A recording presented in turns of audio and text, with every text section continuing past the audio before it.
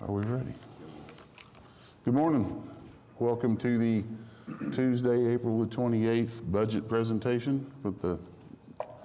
And this is my first time doing this, so give me some grace, please. We're going to ask our city manager, Craig Freeman, to say the blessing, and then followed by Girl Scout Troop 2699 to give the pledge. Stand if you're able. Father, we thank you for the blessing it is to serve this community, and just what a good community we serve. And I thank you for the council and their leadership and their guidance, and I ask that you just bless them today during this time of deliberation as we're reviewing the budget. Bless those who've worked together to prepare the budget. Thank you for all the hard work of our employees who serve our residents every day, and then those who've worked to prepare this budget to bring a proposal to the council. I ask that you'd bless during the deliberations today, that you'd just give everyone peace as we're working through this, and that we would work together as a team to be able to develop this budget or adopt this budget that would help us to serve our residents. And I just thank you for the time we have today. I ask you just bless our time and bless the people that are here. In Christ's name, amen. Amen.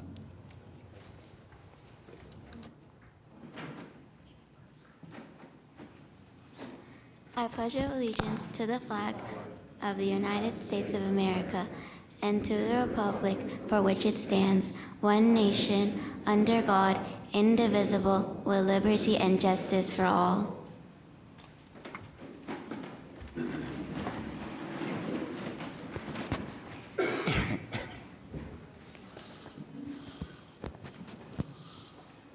We have one item for individual consideration. Call to order. We have one item for individual consideration, setting a resolution for public hearing dates May 12th and May 26th for budget-related presentations. Need a motion?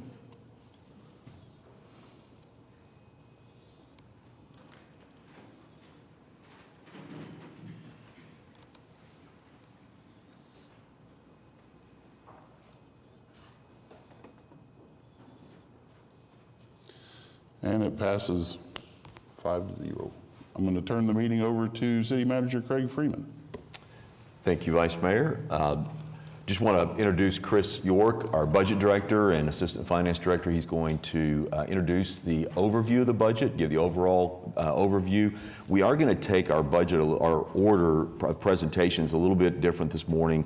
We're going to do the budget overview. We're going to hear from public transportation and parking, and then fire, and then police. And so we'll just change our order a little bit as we're going through this. I just want to express my appreciation to Chris and his team and the folks in the finance department that work together to pull the budget together, but also all of the departments. We have, by our policy, our financial policy, is a decentralized process that every department is involved in proposing their budget. You know, we work together, and they start back in November working on doing preliminary estimates on the budget. And as they're working through this, I mean, you think about it, they're really trying to project basically our revenues 18 months out. And so it's a pretty significant lift. And then we give direction to the departments to come back with budget proposals for us, trying to achieve certain level of budget. This year, as we've talked before, basically revenues are growing. Sales tax is our primary driver. Chris will talk about the expected growth rates that we have. But the revenues, you know, our expenditure growth we have is like our salaries and other expenses that we have related to benefits and salaries and employees. That's the largest portion of our operating budget. And then you have other expenses that are in there as well, and we're affected by inflation that just like everyone else is. So you have some growth in your costs. Our growth in our costs is at a certain level. Growth in revenues, they have grown, but not as much as our expenses, and that's why we had to make some reductions this year, and you'll hear about that as departments are presenting their budgets. But I'm going to turn it over to Chris and let him do the introduction, and then we'll follow through, starting with some of the budget presentations. Yeah, thank you, City Manager. I'll jump right in here, but I do want to take just 30 seconds to acknowledge the team sitting off to my right, kind of in between all of the uniformed officers back there. We've got our Deputy Budget Director, Steve Akins. He wrote a large portion of the capital budget today. Our specialists, Tiara Taylor, Nicole Tower, and Jessica Looney, and Lori Hurd. We've got our analyst, Billy Smith, Joseph Chapin, Preston Golden, Fabian Bradford, and Joseph Wilson. Lots of nights and weekends go into making this labor of love here document over several hundred pages. And so really want to acknowledge all the work they put in. And then I would echo the city manager's comments to our partners in the departments who work with us throughout the process. They take our phone calls, and they take our emails, and then our follow-up phone calls, and then our text, and then our instant messages, and they still talk to us. So we're very grateful for them as well. They really help make the lift a little bit easier. So let's just get into what we have planned for you over the next few weeks. Of course, we have our intro today, followed by a presentation from Embark, then Fire, then Police.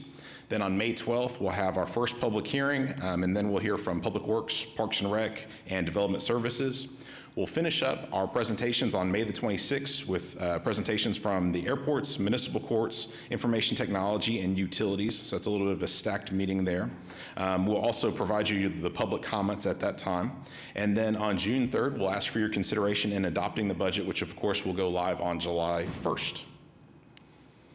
As a 60-second primer for our residents, this is an ongoing process that we do every year. Our annual budget really all starts with the resident survey. We want to know what the residents are prioritizing.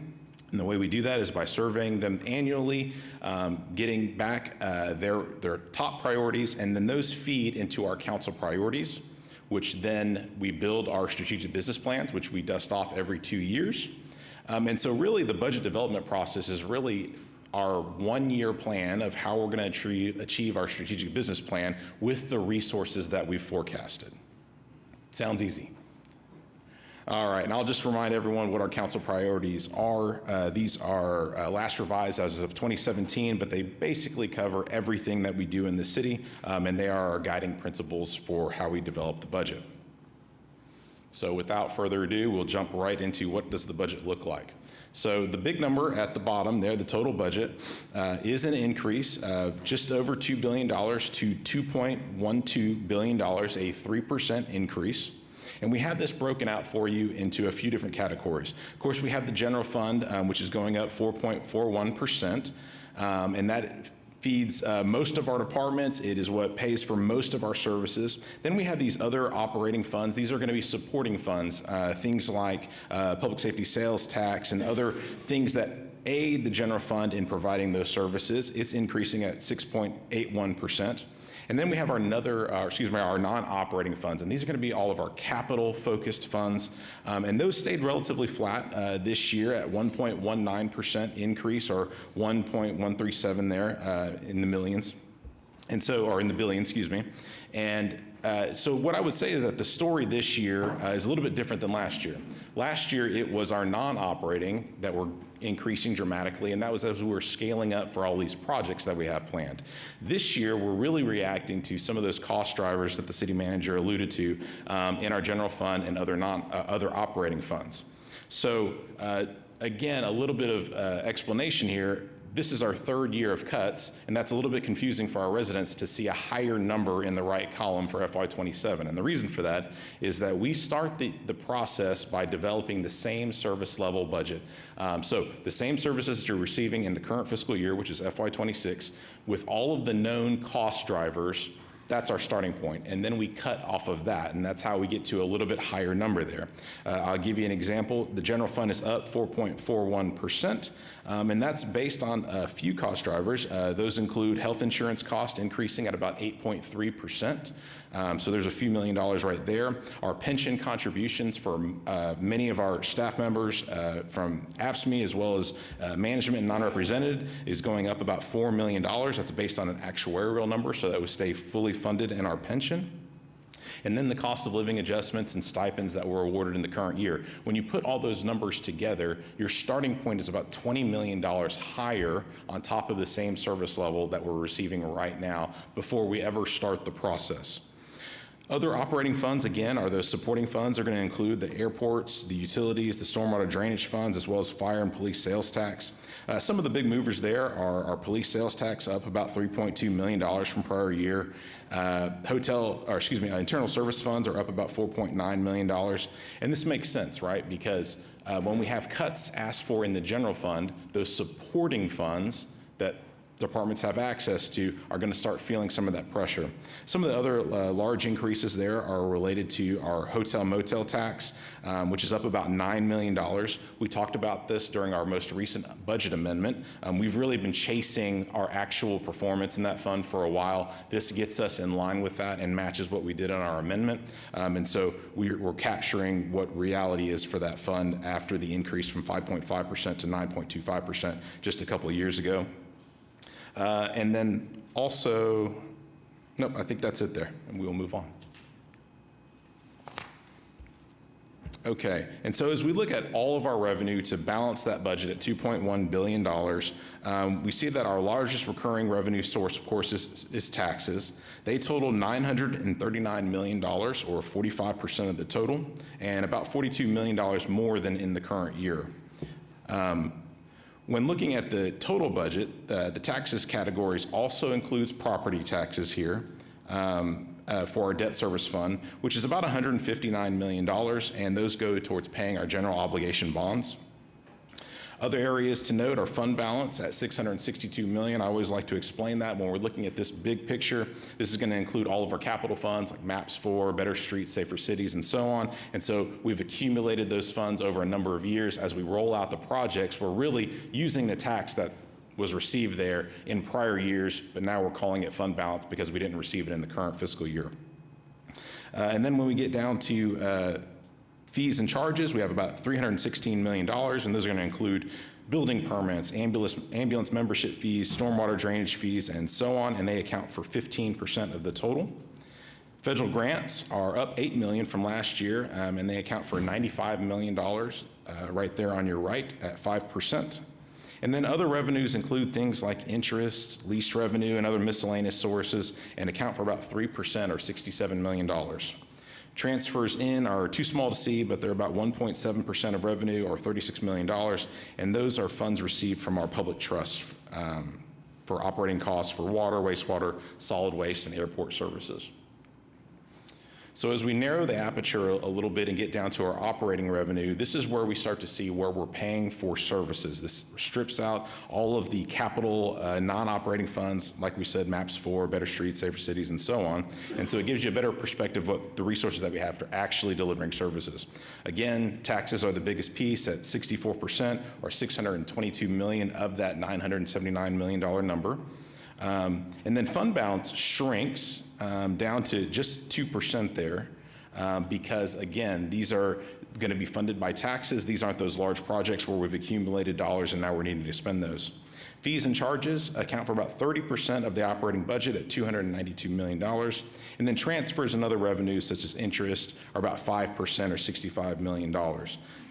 Some of the largest category, or some of the largest changes over the prior year include that hotel motel tax we talked about. That's plus $9 million, as well as the medical services program, which is going up about $5 million, and that's due to our fire department's success with their supplemental ambulance service. Okay, so looking specifically at the general fund dollars, sales tax accounts for 54%, or $341 million. Other taxes is our second largest revenue source. That's, of course, going to include the use tax, and that includes $123 million, or 20% of the total. And the call out there is that use tax is 17% of the 20. So use tax is really other taxes almost entirely. Other fees are projected to come in at about $91 million, or 14%. And then franchise fees follow with a total of $59 million, or 9% of the total. And then finally, miscellaneous revenue and fines together make about 4% of the remaining total general fund revenue, and combined they're about $24 million. So let's talk about a little bit about, that's a lot of numbers I just threw at you. Let's talk a little bit about the story behind the numbers. We talked a little bit about sales tax growth. We're still seeing pretty weak sales tax growth, even as we're monitoring in the current year. So you may have seen the most recent sales tax check. It was very good. It was over 10% growth. But when we put that all together, we're still expecting to land the current fiscal year at about 1%, within 1% of our target. And our target was pretty restrained at less than 3%. So We throw around that 3% number a lot. That's our historical average that we like to see to pay the bills. We're not seeing that in the current year. We're going to be close. And then in the next year, we're only forecasting a 2.3% sales tax growth. In fact, overall revenue growth, we're only forecasting a 2.6% number. And so really, again, as the city manager indicated, the revenues just aren't keeping up with the expenses in this next year, which is why we had to request a 1.4% cut from public safety, a 2.4% cut from all other general fund supported departments. Okay, so this slide puts us into the categories specified by the Municipal Budget Act and gets us back to that $2.1 billion number on the expenditure side. Capital is the largest category there at 34% or $715 million. Again, these are our large project-based funds. Personnel services is the next largest category at $684 million. And right behind that, we've got other services, which includes contract, utilities, and chargebacks at 18% or $379 million. Supplies are projected at $72 million, or just 3% of the total. And then debt service comes in at $159 million, which we discussed earlier. Lastly, transfers makes up about 5% of the total, and it's projected to be at $105 million for next year. As we would expect, when we get to our operating expenditures, we pull out all of those capital, and now personnel services comprises 2/3 plus of the budget. And that's because, again, we're excluding all of the project-based budgets, and really this is where we're delivering services. It takes people to do that. Personnel services accounts for $673 million of that total, followed by other services at $178 million, and then transfers at $90 million. Finally, we have supplies at a relatively small $30 million, and capital only makes up about $5.9 million of this number now. So then, as we focus even further into the general fund, again, personnel services comprises the majority of the expenses at 68%, or $432 million. Other services at 26%, again, includes utilities, contracts for services. Those are at $166 million in this chart. And then supplies are relatively small at $9.6 million, followed by capital at $1.1 million, and then transfers grows to $29 million, and that's as we put funding where it needs to be expensed and accounted for. Okay, so now switching to what we're funding by category. So again, this is just the general fund at that $638 million number, and we can see that public safety makes up the majority. It's a core service, and accounts for 62% or $394 million of that total. Public services is our second largest category, and that's going to include public works, development services, planning, and so on, at $120 million or 19%. And then culture and rec is really parks and rec, and they account for 9% or $66 million, but it also includes our contracts for services for things like the convention center, the Myriad Gardens, Civic Center, and so on.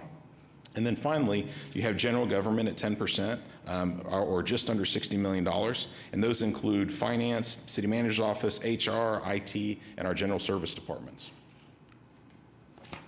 All right, a little bit of an eye chart here, and I apologize for that, but this is what that looks like spread out across each of your departments. Again, I would note for you that we are seeing an increase in FY27 based on same service levels. But as you can see, for the most part, it's pretty incremental, spread out across each of our departments without any significant movers. Will call out the city manager's office growing at 12%, and the reason for that, that's a little bit of inside baseball, but we had been funding our task force recommendations out of non-departmental for many years. We have solidified that in the city manager's office, and so that is the reason you're seeing that increase. It is not a net increase to the general fund. It is just moving it out of non-departmental and putting it where the program lives. All right, and now I'll just quickly go through some of the changes, the major changes by category, starting with the fire department. I won't get too far into the weeds here because you're going to receive a presentation from Chief in just a moment, but the fire department proposes to delete 6 fire corporals off of multiple ladders. These are the 5th man on many of those rigs, and so there will be no impact to the rigs being out of service, but will reduce their total number of uniformed personnel by 6. It also solidifies that $1 million that we talked about during the public safety sales tax amendment for the fire wellness program that they recently stood up. And those were the major changes there. Again, you'll hear from fire in just a moment. You'll also receive a presentation from the police department, but they will net down one position. But as a reminder, I do want to call out that they are carrying forward the 20 frozen uniform positions from the prior year. They weren't able to restore those in the current year. So those are still authorized positions, but there's not funding associated with them. So we are down 20 positions there. They are also funding an assistant municipal counselor 1 out of the public safety sales tax for some support there. They've added 2 crime analysts for their real-time crime information center. Or real-time information center, excuse me. They've deleted 1 office assistant and then deleted 2 police service technician 2s. In our municipal courts department, they were able to achieve their target with some line item reductions for services they no longer needed, so not a lot of movement there, and that rounds out our public safety portion. Now, switching to public services, we've got, starting with Public Works, we really have 2 stories going on here. So Public Works needed to meet its target, so they have reductions there on the right of several positions. While at the same time, we know we're standing up the GO bond program with one of the largest sale that we've seen. And so we need to start ramping up for that. Those are those adds to the left. And so overall, they are going to have a net increase of 2 positions, most of which are going to be funded either by the GO bond chargeback or services performed by Aquit, and those are called out for you on the left. You will be hearing from Debbie Miller in Public Works on May the 12th.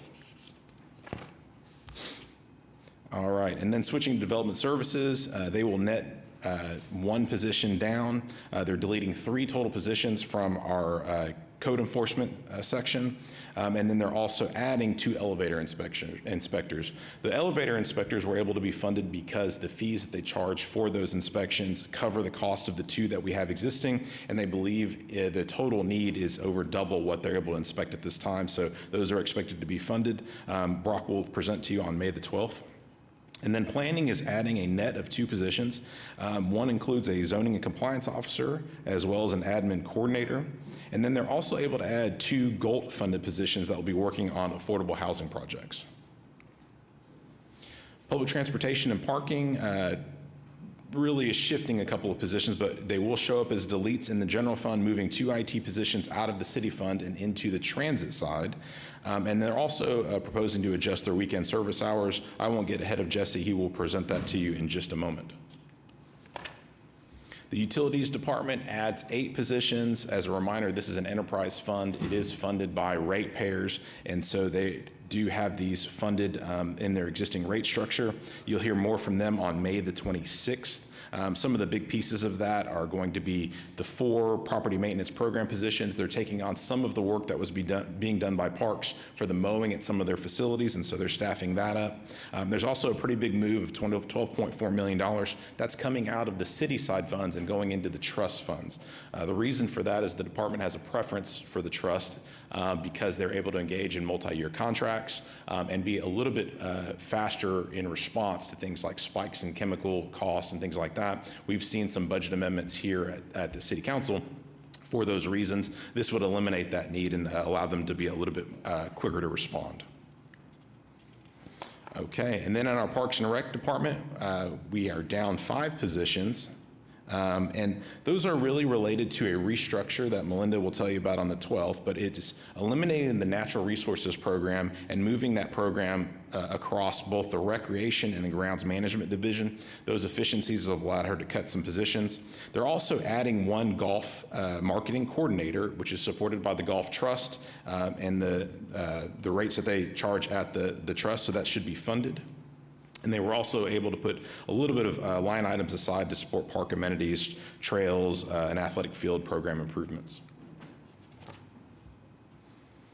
Okay, finishing up with general government. So in our general services department, 2 positions are proposed to be deleted. 1 is a recreations facility technician, and the other is an office administrator from the administrative line of business. Finance is showing a deletion, but really that is a reallocation. It shows as a -1 for finance, but it is moving our performance measurement program outside of finance and into the innovation program, which is inside of the city manager. So it's a net 0 when we look at the city manager's office alongside this one, but it is a net -1, or is it a -1 for the finance department? And then IT was able to hold their headcount steady. They were also able to add about $1.3 million in contract funding. Those are things like Microsoft 365, Oracle, and so on. They're unavoidable. We have to do it. All right, and then in the city auditor's office, they were able to reduce a contract for IT-related audit services to achieve their cut. And then we talked about some of these in the city manager's office, but they're netting +3.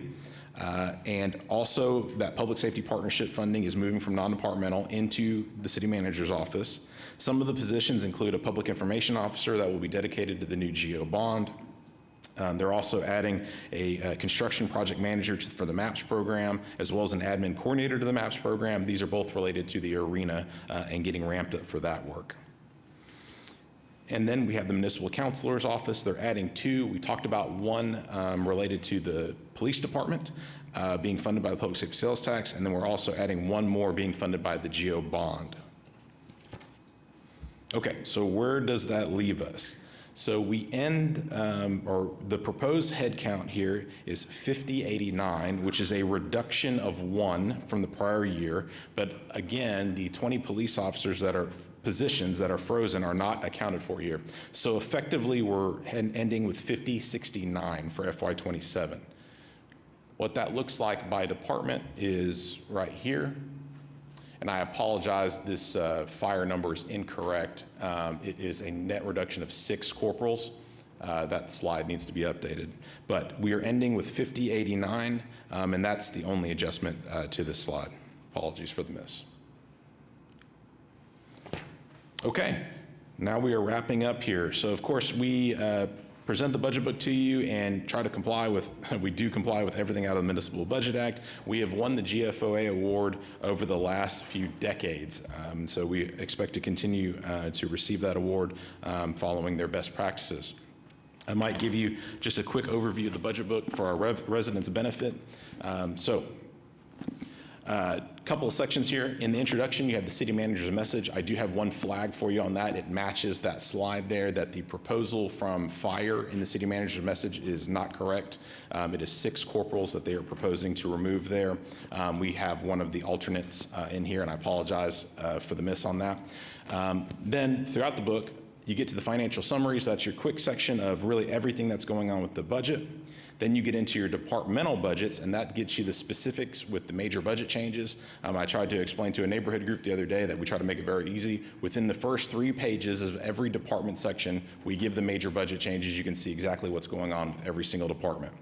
Getting into the fund summaries, those are what we actually, by law, are turning into the state. And then we finish up with the capital budget, which just gives us a snapshot of the projects that we have over the next year and plus. And then finally, the appendix has some good information, compliance, glossary of terms, all that good stuff. One more call out for you in the capital section. All of the department projects are updated with the exception of utilities. They weren't able to get theirs turned in on time, or in time, excuse me. And so those might have a little bit of movement, but we rolled forward their 5-year CIP plan into that. So it shouldn't be too far off from what you're seeing here, but we do expect a little bit of movement once we receive that. And I think that's it in terms of the budget book. All right, so we'll just finish up with how our residents can get involved with the process. So again, we will have multiple opportunities for public comment on May the 12th, May the 28th, and the 26th. And then we will also open up our public comment process as we speak, so that will be open today. And if residents want to interact with us, they're welcome to go out to vision.okc.gov. We'll have the budget book posted out there as well as all of the presentations, including mine.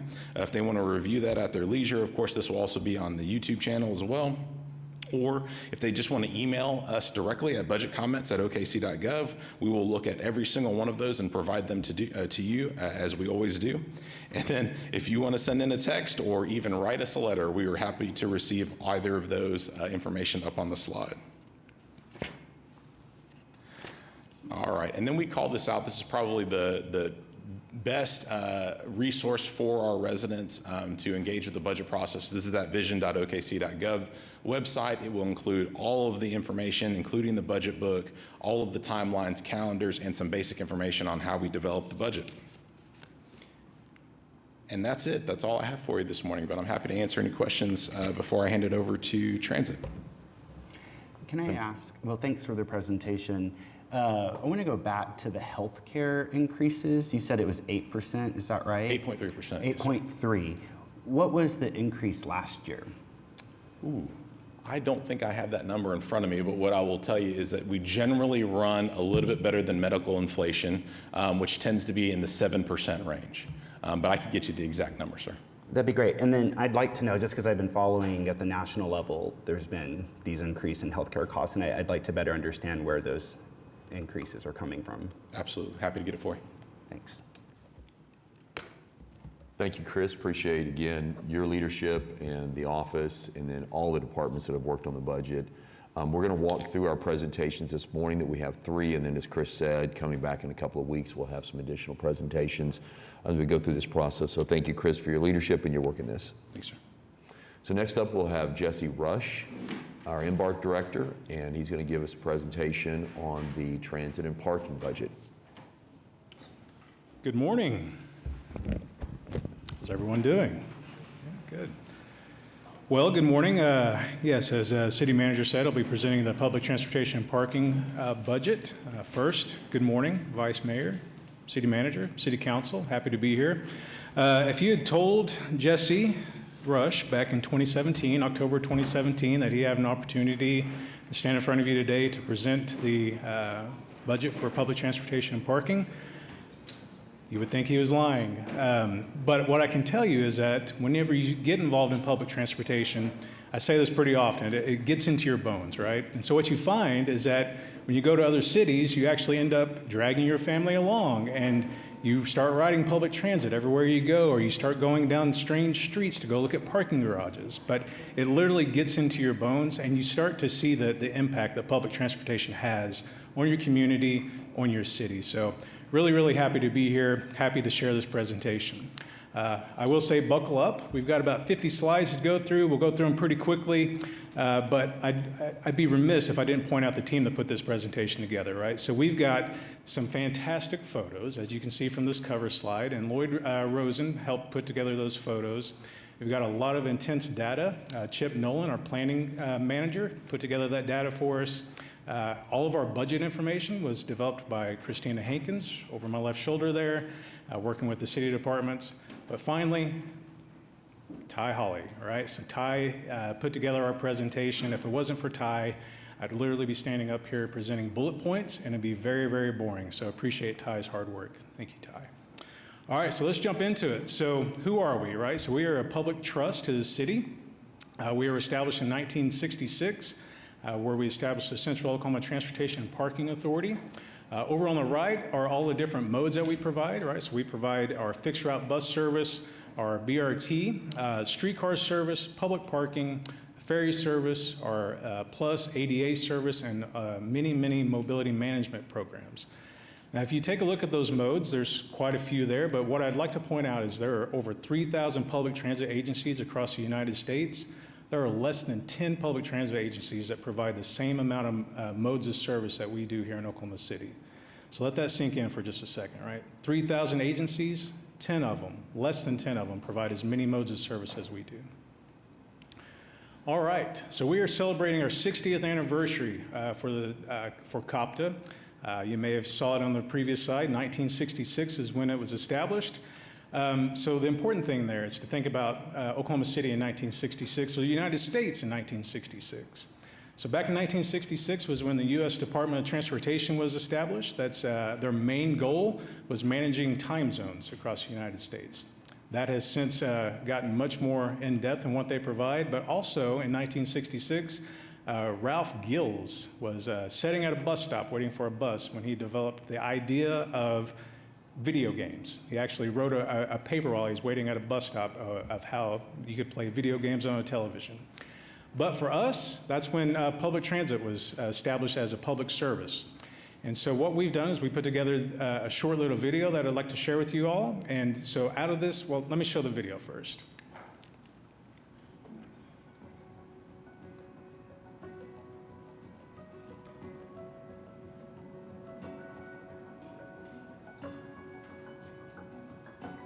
Before highways and boulevards, Oklahoma City moved on dirt roads and horse teams. Transportation was about survival, about connection, and about becoming a city.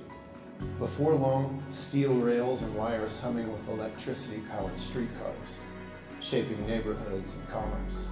The Belle Isle Power Plant energized a system that declared Oklahoma City had arrived.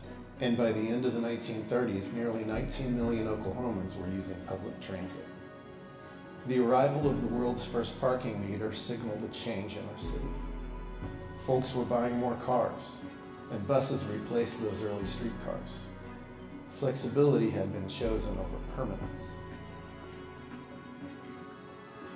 In 1966, COTBA was formed to manage the bus system and parking.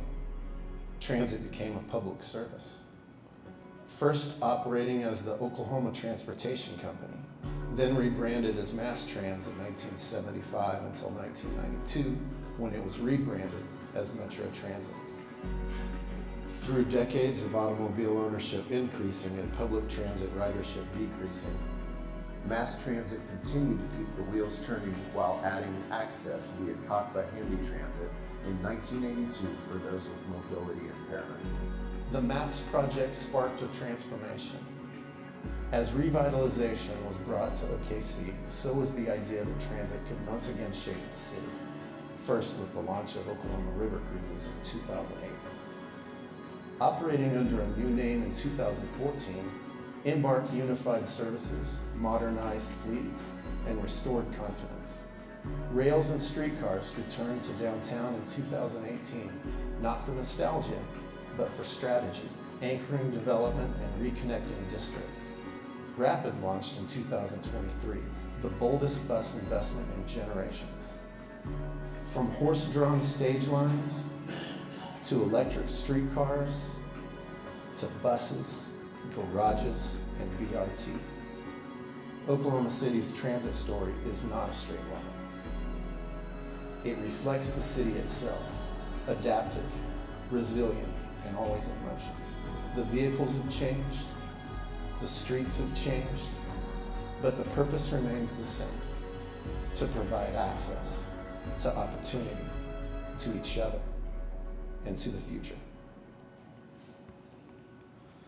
All right, so clearly pretty proud of that video. But so what we're going to be doing over the rest of this year is we're developing a video series where we're going to be interviewing previous directors, previous mayors, and previous board members from our COPTA board. So you'll see those video series roll out through our social media, our website, so be on the lookout for those. All right, so let's jump into it. So about 5 years ago, Embark established our roadmap. That was our strategic plan. All right, so our former director, Assistant City Manager Jason Fairbrush, was the spearhead for that. And what came out of that was a mission, a vision, and core values. And that's really what's been driving Embark for the last 5 years. So on the screen here, out of that roadmap was our vision, which was Embark will be world-class transportation that is accessible to all and all want to access it, right? That is our aspirational goal. Those are the things that we're driving for every single day. Also out of that came 3 primary initiatives, which are create a great place to work, enhance the status, use, and understanding of our services, and preserve the confidence of the board and the city. And so that's really what is going to be the framework of our presentation today. So let's jump right into it. The first being create a great place to work. So out of that, we created the Stoke Storytellers program. And so on the screen here, you can see Latangia Roberts winning Legend of the Year there for 2025.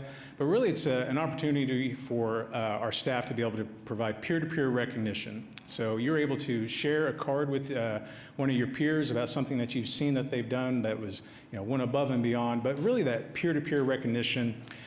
So out of that, we've had to date a little over 5,000 folks showing or sharing that peer-to-peer recognition. Out of that, we've had 91 Legends of the Quarter, and we've had 4 Legends of the Year come out of that. All that tying back to our core values of be safe, be there, be open, and be kind. We love acronyms in transit, so if you tie that all together, you get Stoke. The next program that came out of our roadmap was our Culture Compass. So this is a group of individuals, frontline staff that got together that are there to really drive home culture at Embark. And so what we found about 5 years ago was that there was a disconnect, right? Disconnect between our frontline staff and our supervisors. And so with Culture Compass, they've been able to help bridge that divide. And so some of the things that have come out of that, we're all familiar with the Gauge survey. If you're part of the city, we've seen a 72% completion rate of that Gauge survey. But if you think about it, right, so most of our frontline staff are out driving buses, they're not sitting behind computers. And so to be able to see that Gauge survey completion rate increase by that much, it's really, really significant. And we owe that to our Culture Compass. We've increased our Stoke storytellers by 20%. We produce the Stoke stories. So everyone at your desk, you have a hard copy of that document. And that's really an opportunity for us to share some of the stories of our frontline staff. And so we often tie that back to creating legacy, right? So our staff are out there doing fantastic jobs above and beyond of just providing public transit. They're doing some incredible stories, and so we've been able to capture some of those stories, and our staff can take those home and be able to share those with their family members, saying, yes, I do provide public transit, but this is some of the other things that we do. And so really creating that legacy. And then you can kind of read some of the other things there, but really want to point out two individuals that are really driving this home. First being Jackie Howell. You can see her there right in the middle with the red top. She's really been helping drive culture at our division here. And also Laura Miller there on the right side. Really, again, just taking the initiative of taking the Culture Compass and driving it through the organization and making sure everyone gets an opportunity to take part. The other thing that came out of our roadmap was what we call coordinates, and this is our biannual meeting. So if you think about it, I'll show a slide here. Now we're getting close to about 450 individuals at Embark, and they all work different shifts. And what we found 5 years ago was our staff were oftentimes saying, why am I finding out what's going on at Embark from our customers, folks that are getting on our bus? And so again, through our roadmap program, we've established this coordinates program where we get all of our staff together and we provide updates and information of things that are going on at Embark and really be able to just share our message with the staff. It typically takes about 6 meetings to be able to do that, and they're usually about 2 hours long. To be able to get in front of all the staff, again, with everybody working the different shifts, it takes about 6 meetings to do that. But it's really, really, really enjoyable. We also get to celebrate our Legends of the Year every August at Coordinates. So just, again, an opportunity for us to all get together and celebrate the things that are going on at Embark. Again, create a great place to work. Part of that is providing workforce development. You can see here on the slide, for the last 12 years, we've grown about 60%. Two major changes that you'll notice there was around FY23. That's when we launched the BRT, right? So we saw about a 10% growth there. And then just recently with FY26, we saw about a 7% growth. That was us bringing the OKC streetcar in-house. So we grew by about 34 individuals when we did that. So again, we're starting to see that increase. But over the last 12 years, we've seen a 60% increase staffing and workforce development. You'll notice a video there as it was playing as I was talking. So we've also been able to provide additional training. So if you remember back in the day, you used to whip out the TV and VCR and you get some of the funny videos that you'd have to watch for training. Well, we're able to do that in-house and really specialize some of that training with our staff. You notice we were showing a video there, making sure that staff aren't just walking into the shop, that they're following the appropriate procedures. So really proud of that and proud of the additional training that we're able to provide for our staff. Also, creating a great place to work means having great facilities, right? So we recently or actually just wrapped up phase 1 of our remodel at our South May headquarters. You'll see some images there from that phase 1 remodel, about a $3.4 million project that we've been working on. It was funded by federal grants and ARPA funding. And so really, really proud of that. We were actually moved into this facility in the late 90s, and it got to a point about a year ago where we had up to 2 to 3 folks in every office to be able to get everybody into the office. So, and we had offices that were odd sizes where they were closet size and some were conference room size, but we were able to really standardize our offices at South May. So really proud of that. And then also, I mentioned it earlier, but also bringing a streetcar in-house, right? Creating a great place to work, making sure that we have the appropriate staff to be able to provide the services that we need to provide. All right, our next initiative is enhance the status, use, and understanding of our services. So how do you do that? That's by getting out in the community. And so a lot of the times, we talk about public transit as a service, but what we also do is we're out there getting into the community. We're doing special projects. One of those is State Fair Senior Day Shuttle. So every year, the State Fair has a Senior Day. And so we wanted to make sure that folks had that front door service. And so we partner with the State Fair to be able to essentially provide a park and ride where seniors could go and park their vehicle and they could board our buses. You can see whether they're using mobility devices, whatever it is, we're able to provide that service, literally take them to the front door of the fair, right? So you don't have that long walk that you have to do. We're providing that service. Another thing that we've done recently was we started visiting schools. This is a photo of us visiting John Rex. Happy to mention that we're actually visiting Aztec Middle School today. We have staff that are there right now that are showing students and middle schoolers how to use public transit. So a lot of times whenever you ask somebody, well, do you use public transit? And if they say no, most of the time the reason is it's scary, right? It's just, I don't want to get up there and not know how to buy a ticket, and I've got people behind me. So we're trying to really get out into the public and try to take away that stigma or that scary factor of what it is. Like, it's so easy to be able to board, and whenever I'm on board, I know what to do. So going to middle schools, we're actually going after future transit riders, right? So we're wanting to make sure that they understand how to use it.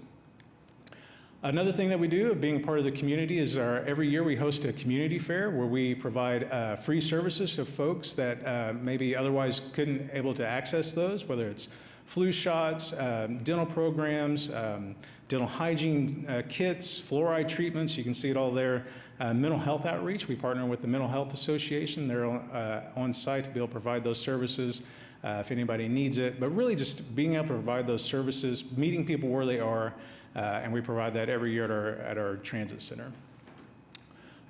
Again, community events, being in the community. You'll see a video there in the top left. If anyone's familiar with the Oklahoma Children's Museum or the play Don't Let the Pigeon Drive the Bus, we were able to partner with the Children's Museum to take one of our buses out there and have staff there to provide information on what public transit is in Oklahoma City. One of the cool things about this event actually was they made a puppet and they branded it Embark. So we had an Embark puppet that they're actually going to give to us. We'll get to take that home with us.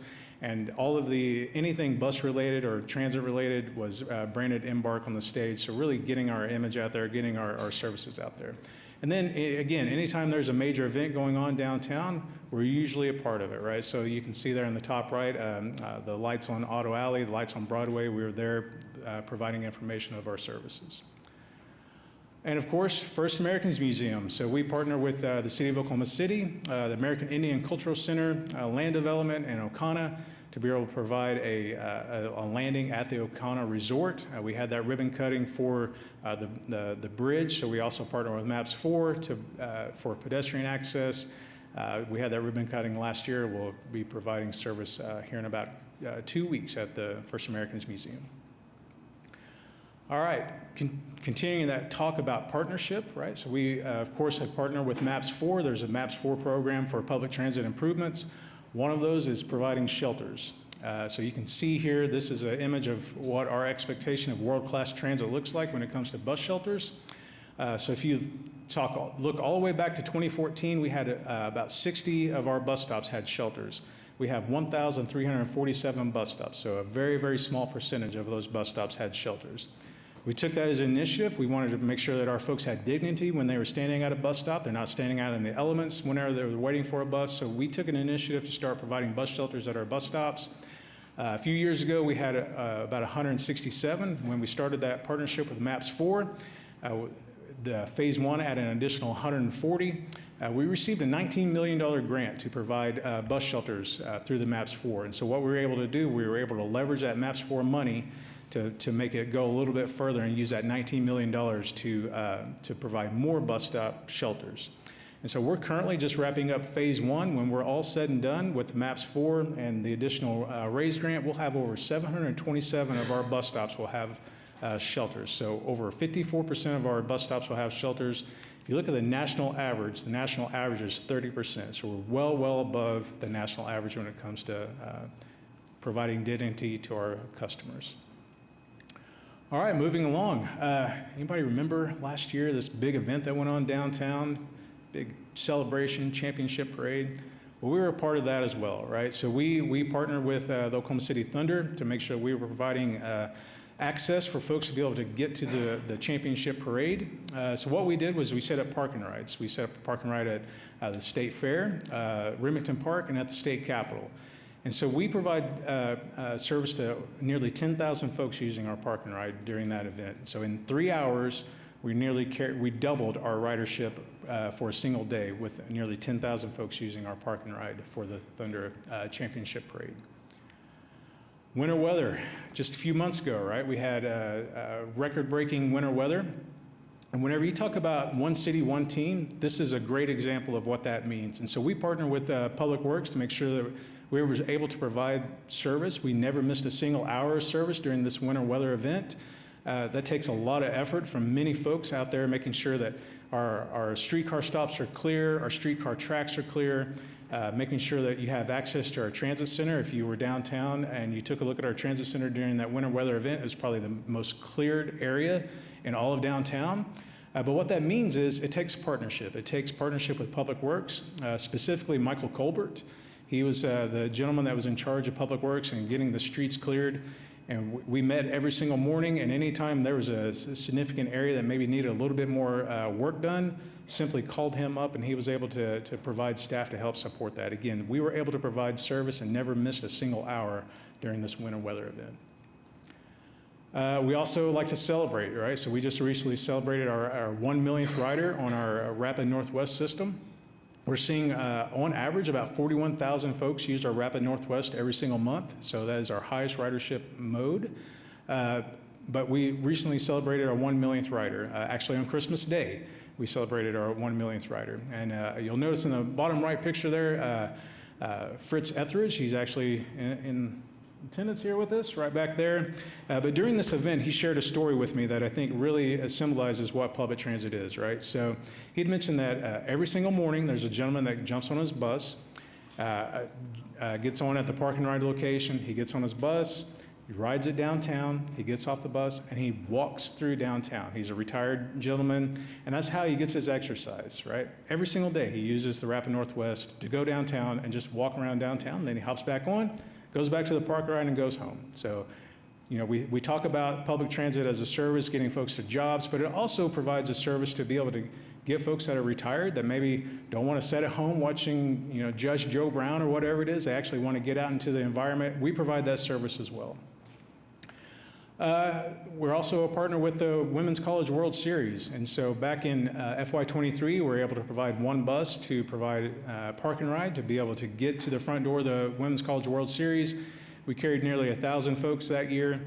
Each year we've increased our service, and each year we've seen our ridership nearly double, right? So in FY24, we saw nearly 3,000 folks use that service. FY25, we saw nearly 6,000 folks use that service. This year we're going to be upping the ante. We're actually going to provide a few additional buses for that, and we're hoping for 10,000 folks to use that service. Important note, there is no longer parking at the Women's College World Series, so if you need access, be sure to use our service. We'll get you to the front door. Mobility services. So this is one of the programs that Dr. Marilyn Dillon runs, and it is a program that has significant impact, but she's able to do that without any general fund subsidy. And so most of these programs are funded by individual grants, and you can see the ridership that we receive out of that. Just an example of some of the services that we provide. We'll just partner or tag onto the Palomar partnership, right? So if you think about the Palomar, they're making sure that they're providing services for folks that are experiencing domestic violence. We provide transit. There are a lot of times you may see someone that's experiencing domestic violence, but they don't have access to a vehicle or a way to get out of that situation. We will literally go to their home, pick them up, their belongings, and take them to Palomar so they can be able to receive those services to be able to get them out of that situation. So small service, but great impact. And so just wanted to point out the just exponential ridership that we've seen on that. And those are direct service impacts that we're providing every day. All right, so this is our ridership. So you can, again, see our ridership across the board here. So on our bus and Rapid, we combine those. We saw nearly 3.2 million folks, or we're expecting about 3.2 million folks to use that service this year. Streetcar, about 216,000 using that service. Our ferry service, so important note there is that we operate on the Oklahoma River. There are 3 dams or 3 locks that we operate through. We had to provide, partnering with Public Works, we had to provide service on those dams, so we weren't actually able to navigate the entire river. We were only able to navigate the eastern portion of that river, so we provided what we call excursions. So you could board at the Bricktown or the Regatta Landing, and we would go out and take you around and show you some of the scenes. So, but we still saw an increase in ridership there of nearly 1,500 folks using that. Our Plus service, that's our ADA service, nearly 50,000 folks using that, and 132,000 using mobility services. If you add all of that up, that's about 3.5 million folks using transportation. Just to put that into context, if you think about the Paycom Arena being about 18,000 folks at a sold-out event, it's about 198 sold-out events of folks that we provide service to. We just had the Memorial Marathon 2 days ago. We saw 30,000 folks come out for the Memorial Marathon. We carry about 118 Memorial Marathons every year, right? So significant service there. I'll go through these graphs pretty quickly. Again, so this is our total bus ridership, about 2.6 million. This takes out the Rapid Northwest. This is for total. Our night bus ridership, about 100,000. Our weekend service, about 362,000. And then our Rapid Northwest, we put this so you can see this linear. I would point out that in March, we saw nearly 57,000 folks use our Rapid Northwest. That's a record-breaking month. And then I would also point out that we saw similar on our OKC streetcar. On average, we average about 20 to 21,000 folks using our streetcar every month. We saw nearly 32,000 folks use streetcar in the month of March. All right, our final initiative, preserve the confidence of the board and city. So how are we doing that? Well, one of the ways we're doing that is focusing on our on-street parking. So we have a little over 1,500 on-street parking spaces. Corey Hubert, he's over here on my left. He provides management of that on-street parking and parking enforcement. And so when we launched, or essentially when we took over parking enforcement in October of 23, what we've seen is we are able to provide a service for the different districts of downtown to where you have more turnover, right? And so what we've actually seen is we've seen other districts reach out to us asking, can you start providing, parking meters so that you can provide those services in our district, because they want to be able to see that parking turnover so that folks can be able to get to their services. And so we launched this in October of 23. We're currently working on an ordinance change to expand our services. So right now we only can provide enforcement for folks that exceed their parking meter time. We also know that there are other offenders out there that maybe are parking in front of fire hydrants, things like that. So we're working on ordinance now that we'll be bringing to City Council for your input to see about expanding those services. Also, our off-street. So on the top right there, you're going to see a video of our artist that painted our Sheridan Walker garage. I'll talk about the budget here in just a second, but our off-street parking is an enterprise service, right? So we are providing services based on revenue that comes in. So 2 major projects that we're working on. So we're currently in the process of doing a $1 million elevator modernization for the Century Center garage. Those elevators are well past their useful life. Corey's doing a tremendous job of making sure that we maintain that service as best we can, but it is time to replace those elevators. So other than the elevator shaft and the elevator car, everything is going to get replaced on those. And then also, we just completed a $1.6 million project of all of our garages for routine maintenance, making sure that all of the expansion joints, everything that goes into just a concrete structure, but there's a lot that goes into it, making sure that all of that meets that useful life and proper maintenance. So we're just wrapping up that project there. All right, so again, talking about partnerships, right? So we recently partnered with ACOG, MAPS4, to develop our long-range transit plan. So what does that mean? Well, we want to focus on providing frequency. We know that frequency is what drives ridership. And so we're intending to, over the next several years, increasing our frequency on our system to improve that to 16 high-frequency routes, 9 high-capacity corridors, and you can see the impact that that'll have as we continue to develop that out. All right, last couple of slides here. So about in 807 days, but who's counting? The Olympics are going to be here in Oklahoma City, right? So we are hosting 2 events. We're hosting the canoe slalom and the softball. We have experience of providing park and ride services. We talked about it earlier with the Women's College World Series, providing park and ride services for the softball stadium, Devon Stadium. We're in the process of developing a in-depth plan of how our transportation is going to support the Olympic Games, and we'll be providing more and more information as those get closer. All right, time to talk budget. So an important note here is earlier Christian pointed out the transportation or transit budget. What we're going to look at today is going to be our trust budget. So you may notice some differences in the numbers. That's because we're presenting on our entire trust budget. You can find our budget in pages C-147 through C-156. So let's take a look at it. So for FY27, our COPDA budget, our total's at $69 million. You can see how that breaks out. Would like to point out that our bus service there includes paratransit and BRT. And 73% of our budget is made up for bus services. Norman, so $4.3 million there, but important note for Norman is we are providing essentially contracted services to the city of Norman. So none of that funding comes from the general fund. We provide service, we submit invoices, and we collect that invoice money back from Norman.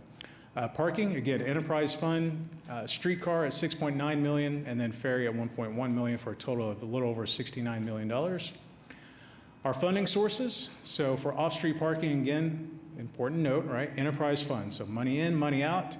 $6.5 million funding for our off-street parking services. You can see that broken down there. Majority of it, or 46% of that budget, comes from our monthly parkers. And then funding sources for public transit. So this is our bus, paratransit, streetcar, ferry, and BRT. Broken down, you can see 58% of our budget comes from the city's general fund. Now, what makes us different, right, is if you think about the city providing funding for a service, but what makes us different is we are able to leverage those general fund dollars to get federal funding as well. And so you can see 16% of our budget is made up of federal funding. 4% comes from our fares, about $2.6 million. 1.9 million comes from the state or ODOT. Again, mentioned that earlier. Norman, we get funding from Norman. And then finally, other at 9.5 million. Those are those localized grants that help support the mobility management services and other minor services. So again, total of 69 million. This is our broken down budget. If we just focus on the total there, we saw about a 3% increase. Majority of that is coming from wages. Christian mentioned that earlier, right? Wages, merit increases, healthcare increases. So we saw that increase by about 3%. If you look at our major budget changes, the first being this most increase there being about 1.2 million, again focusing on personnel cost, salaries, merit increases, health insurance, and other benefits. I'll skip the middle one there for a second. We'll also see a slight increase of about 116,000 to increase funding for labor and supplies. I mentioned it earlier, the MAPS 4 bus stop improvements. So as we're adding more bus stops, we need more staff to make sure that those bus stops meet that world-class expectation, going out cleaning, taking out trash, making sure that they're clean and ready for our folks. Our budget reduction is going to be focused on our weekend service. So right now we operate from about 6 a.m. till 7 p.m. Our budget reduction of about $434,000 would be reducing those hours of service on Saturday and Sunday from 8 a.m. to about 5 p.m. So a slight reduction in service there. The reason we chose those hours is that's when most of the folks are using that service. But admittedly, there will be folks impacted by that. All right, we got through it. Final slide. So back in March, we celebrated Transit Employee Appreciation Day. Thanks to the council, we were able to celebrate that through a proclamation, so I appreciate that support. But we were able to put together a video that I'd like to share, really just focusing on our staff that provide this service every single day. I'll just kind of end on this, is that you may not use public transit, but I bet you bump into somebody today that does, whether that is someone working at a restaurant, someone working in a warehouse, retail, whatever it is, I bet you bump into somebody using that public transit. Again, we're providing service to over 10,000 folks every day using public transit. And we couldn't do it without our frontline staff and our transit employees. So I'll just wrap it up with this video and I'd be happy to take any questions. The reason why it's so important is because the folks, especially here at Embark, they put in the time and the effort and the hard work to make public transit world class. And we have to recognize that, right? Because that's what we do. We provide access for people to be able to get where they need to go, whether that's their doctor's appointments, their school, to get home, or just to their job, basic necessities. Getting people to where they need to be on time, in a safely manner.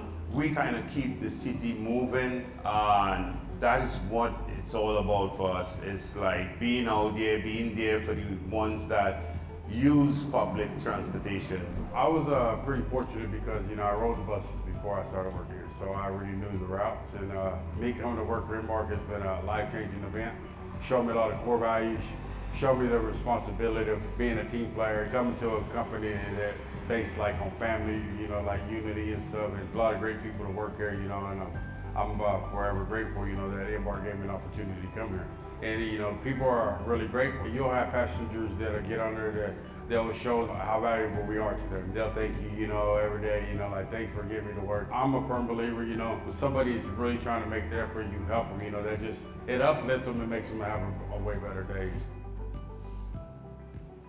So you also heard from Lester. He's in the crowd right there. So appreciate the hard work that he does every day as well. So that is our FY27 presentation, our budget presentation. Be happy to take any questions. I just want to make sure, looking at the slides and then looking at the written materials, at C147, the total budget will be $49,354,000 and some change. Is that right? Right. So that is the city budget. And so what we presented today was the trust budget. So there's additional funding that goes into that. Okay. Thank you. Yep. Thank you. Well, I'll just start out by saying I really, as always, appreciate everything you all do. It's no secret you all are probably my favorite department, partially from a selfish position of riding the bus to get here, but also just because of the wide range of services that you all provide to just kind of get people from A to B. I wanted to highlight a few things. I was wondering, could you go back to the slide about the bus stops through MAPS 4? Yep.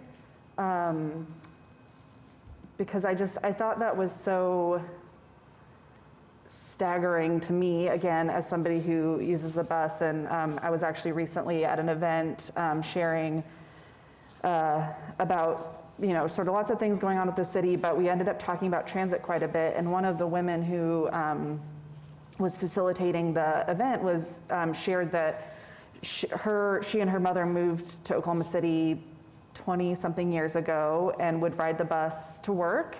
And at the time it was like, wait an hour on the best, situation out in the sun or whatever elements. And now her mom is retired and uses senior mobility services. So, but she specifically was highlighting, that there weren't many bus stops at the time or shelters at the time, and that it's very encouraging to her to be out and about and see how many more of those are just from that personal experience. But so you said so we did $19 million through MAPS 4, and then so was that like a one-to-one match that the RAISE grant did, or what was the percentage of like how that match program worked? So most grants are a 20-80 split. Okay. So we were able to use the MAPS 4 funding to provide that local match, that 20% match. The additional 80 gets us to about 19 million. Okay, gotcha. Yeah. Okay, so the total for all of these was 19 million. Yeah. Which I think, like, again, maybe for just like someone watching and most of our personal household budgets, that sounds like a staggering amount of money. Like, I don't want to even think about how many years of my life I have to work to eventually have earned that much, let alone spent that much in my life. But in the kind of grand scheme of city budgets, that is kind of a tiny drop in the bucket, and to see what a improvement that makes as far as like being well above the national average in bus shelters, I think I hope that we kind of take that as a lesson that and in general, this is what I often say about you all as an agency, is that you all often have the slimmest of resources, but are doing the most with them. You're finding those matching dollars. You're really making them go as far as possible. So I just kind of wanted to highlight that because I think that is, again, sounds like a really big number, but in the grand scheme of like city dollars and the money we raise to do various projects, it is a tiny drop and is making a huge difference day to day to a lot of people across the city. So I wanted to highlight that. And as much as I'm a cheerleader of you all, I also feel like I need to ask some tough questions about this this service. And again, I don't think probably again to the average person, 2 hours on either side sounds like a huge hit, but thinking about again how people plan work schedules, visiting family, especially on the weekends that the bus already only runs once an hour, except for maybe the BRT. I'm curious, do you all have like a number of like, this is how many on average riders you think this will affect, or any numbers like that you can share? I do, yeah. So when we looked at it, and if we focus on the hours that we'll be providing, we'll be, over the course of a year, we'll be missing about 38,000 folks. 38,000, okay. And then my other kind of question, and this wasn't kind of part of your presentation or the budget, anywhere in the budget, my impression is because this is a decision made solely by the trust, but I know you all have been piloting the fare-free streetcar program, and I kind of wanted to highlight that because, as many might imagine, I have a heartburn over that because I've asked many years for us to study what it would look like to have bus fare free, recognizing that there's a lot of benefits that come with that of quicker boarding, spending less on the technology of all the different fare systems or the boxes in the buses, and haven't made much headway on that. And I was just curious if you could share a little bit more about that decision, kind of where it came from and was proposed, and then how much we're missing, I guess, in receiving that revenue of streetcar fare that we would, at least for this portion, this pilot period. Yeah, of course. So the question is essentially looking at, January 5th, COPTA board initiated a pilot program to make the OKC streetcar free for 6 months, ending on July 5th, essentially a pilot program to see if that increases ridership. So the catalyst for that is essentially taking a look at other peer markets, right? So we've looked at Kansas City, Cincinnati, Milwaukee. We've looked at the Denver Mall Circulator. There's a couple other small downtown circulators. All of them provide the service for free. Essentially taking a look at it as more of a downtown circulator more than a transit service where you're taking somebody from maybe outside of downtown to a downtown service. So what we've seen is that all of those services that offer that for free, specifically you can take a look at the Kansas City streetcar. They launched providing that service fare free. They've all seen their ridership either be significantly higher than what OKC streetcar ridership was, or after they launched their program to make it fare free, saw their ridership increase significantly. We've started to see the same thing, specifically I mentioned in March, we saw that ridership over 30,000 when our average is about 20. Just looking at the numbers that we're seeing coming in for April, we're seeing that essentially be the case, that more folks are using it. Specifically when it comes to revenue, so when we took a look at it, we were receiving about $100,000 in revenue for OKC streetcar. I showed a slide earlier. Revenues received for fixed route bus services and BRT are closer to about $2.5 million. And so to be able to offset that cost of the revenue, we felt that the streetcar would be a great pilot project to see going fare free. It was more obtainable. Gotcha. As far as those other, a few. So I guess recognizing, and I guess I've sort of, part of like why I've been in the past poo-pooed about like, oh, we wouldn't want to do fare free, is that many people think the main argument for it is to increase ridership, and that doesn't always bear out from what I've seen. But I guess like where I'm kind of like feel a little bit of a rub is that it feels like with, you know, when I think specifically about Kansas City, they not only made their streetcar free, they made all of their system free. And so that feels a little bit different because I don't interpret their streetcar as a downtown circulator. I see it much more as like a point A to point B. And so I think in my view, I would hope that we could like zoom out a little bit and say like, there's probably other factors about why that ridership is higher than ours.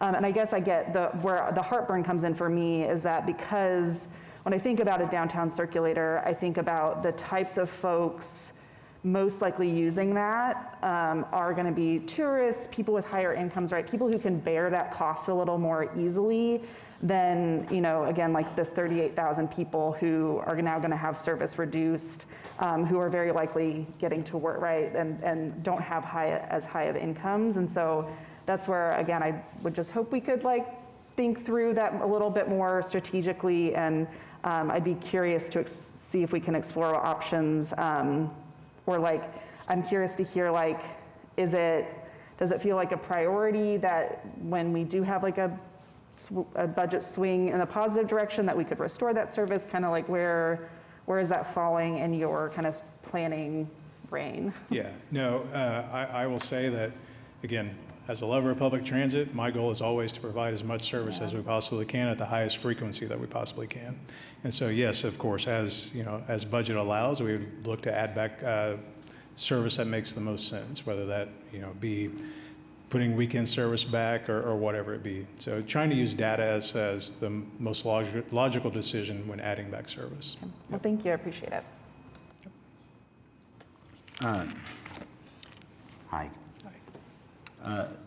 As always, thanks for your work and presentation.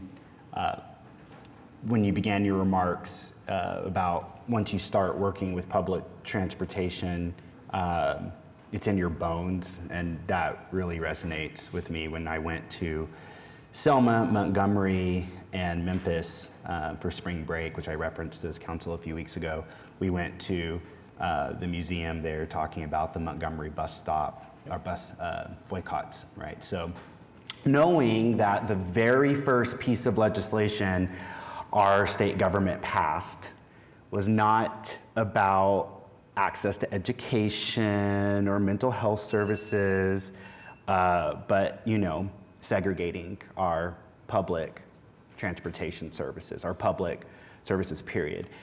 So when I think of 1966 and the creation of COPPA, I think of the 2 years before that as well, with the Civil Rights Act and the Voting Rights Act.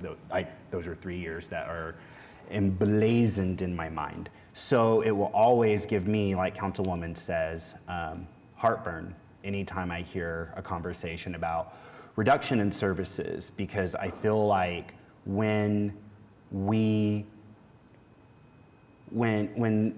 city government, or quite frankly, state or federal, comes to us and says, we're experiencing, you know, a reduction in revenue, and then we need to address that by having our departments cut. It almost always feels like we're attacking a symptom rather than the initial root cause of this problem. And that root cause is unfortunately rooted in a history, a very recent history of segregation. And once we integrated the buses, a deliberate political attempt to create that stigma that you're talking about, to make it seem like public transportation is scary. So it is next to impossible for me to hear arguments about reduction of services. So I'll start there. Second, though, I know you feel this in your bones, and I just want to applaud Embark, you and your team. Sunday bus service, weekend service, the increased frequency that we've seen in literally just the last 8 years of the life. You have come up against that history I have just described. And as Councilwoman said, you've, well, she alluded to, you've squeezed lemonade out of an onion, right? Not even a lemon, right? So I just really want to applaud what you all have done on the most fixed of budgets, and So I'm very happy about the bus shelters. I am very happy about a lot of the improvements that we're seeing, and I just want to thank you and your team and voters and the council who have moved us in the direction of the shelters, maps for the bonds. Would you mind telling us just briefly, Councilwoman asked about the restoration of services, and maybe I'm getting out ahead of myself here, but would you talk to us a little bit about Nashville, Tennessee and their recent election, the Choose How You Move election? Yeah. What happened? Did they approve it? Yeah, absolutely. So I believe in 2018, Nashville put out an initiative to essentially establish a dedicated funding source. It failed. However, they did a good job of taking lessons learned from that event, and they came back, right? And they came back, and I believe it was 23, 24, they again came back with a sales tax initiative to provide dedicated funding source. And what they focused on was there's 3 areas that they focused on. Sidewalks, right? Still motor transportation, you're just on your feet. Signalized intersections, public transportation, and safety, right? And so those are the 4 areas that they focused on with their 1 cent sales tax. It passed overwhelmingly. There is a really, really good document online. You can go in and check it out. It's Choose How You Move. They lay out the plan for that 1 cent sales tax, and it's a really incredible plan. They've started the initiation of many projects that came out of that passage of that plan, and they are seeing significant service improvements and increases with that plan.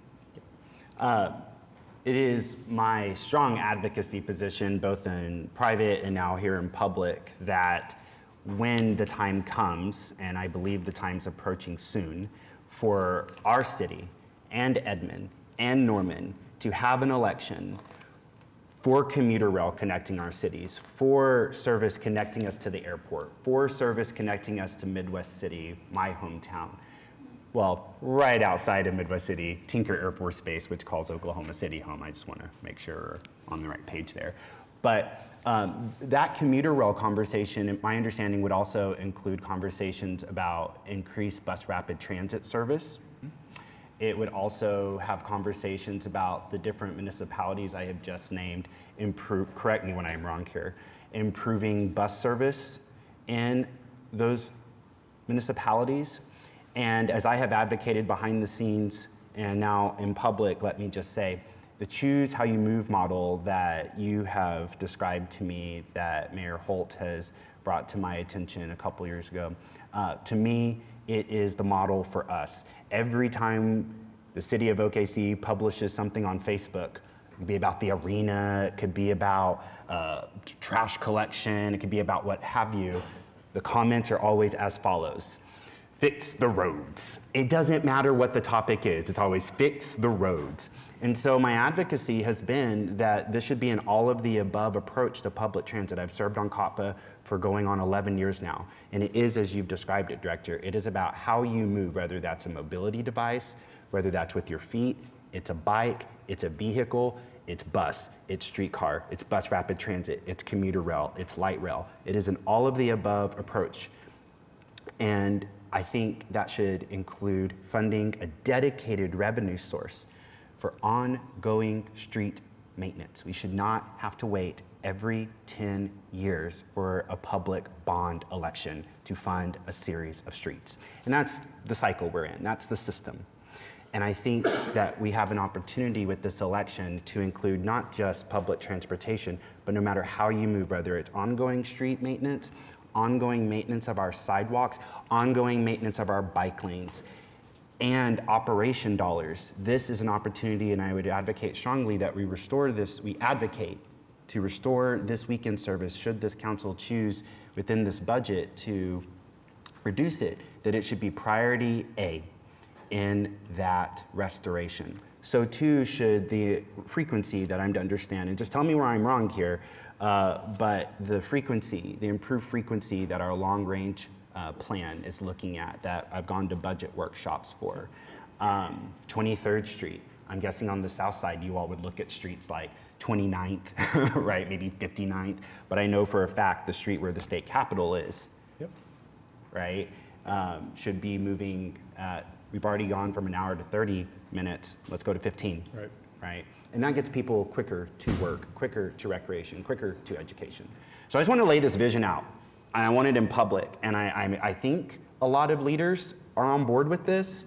I've spoken with Governor Henry, who's the One Transit, call him president, former governor, we call him president. I don't know what the, chairman, excuse me, chairman, former Governor Henry. No, this is what we need to do.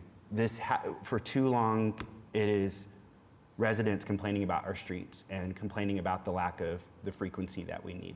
And so I just want to will this into existence. Did I miss anything? No, I think just for clarity, I feel like I need to point out that One Transit is completely separate. Completely different. Yeah, so completely separate from Embark, but you can find more information at the One Transit website. And everyone should. You should go educate yourself on this there. Thank you for the presentation. Unfortunately, fortunately, I have to step away. I'm going to be, as you mentioned in your presentation, the Aztec students in Ward 2 they're learning right now how to use public transportation. And I really want to thank your team when I invited you all to come to every middle and high school and eventually elementary school in Ward 2 so we can teach our students how to use public transit. I'm incredibly grateful that we're doing that. And then I'm going to go join those students right now. But I'll be watching fire and police online, and I'll have some notes for you, Chief Kelly and Chief Basie. So thank you all so much. Thank you, Jesse. Appreciate the presentation, or the presentation on the budget and all the questions answered there. Next up, we'll have Chief Kelly presenting the fire department budget.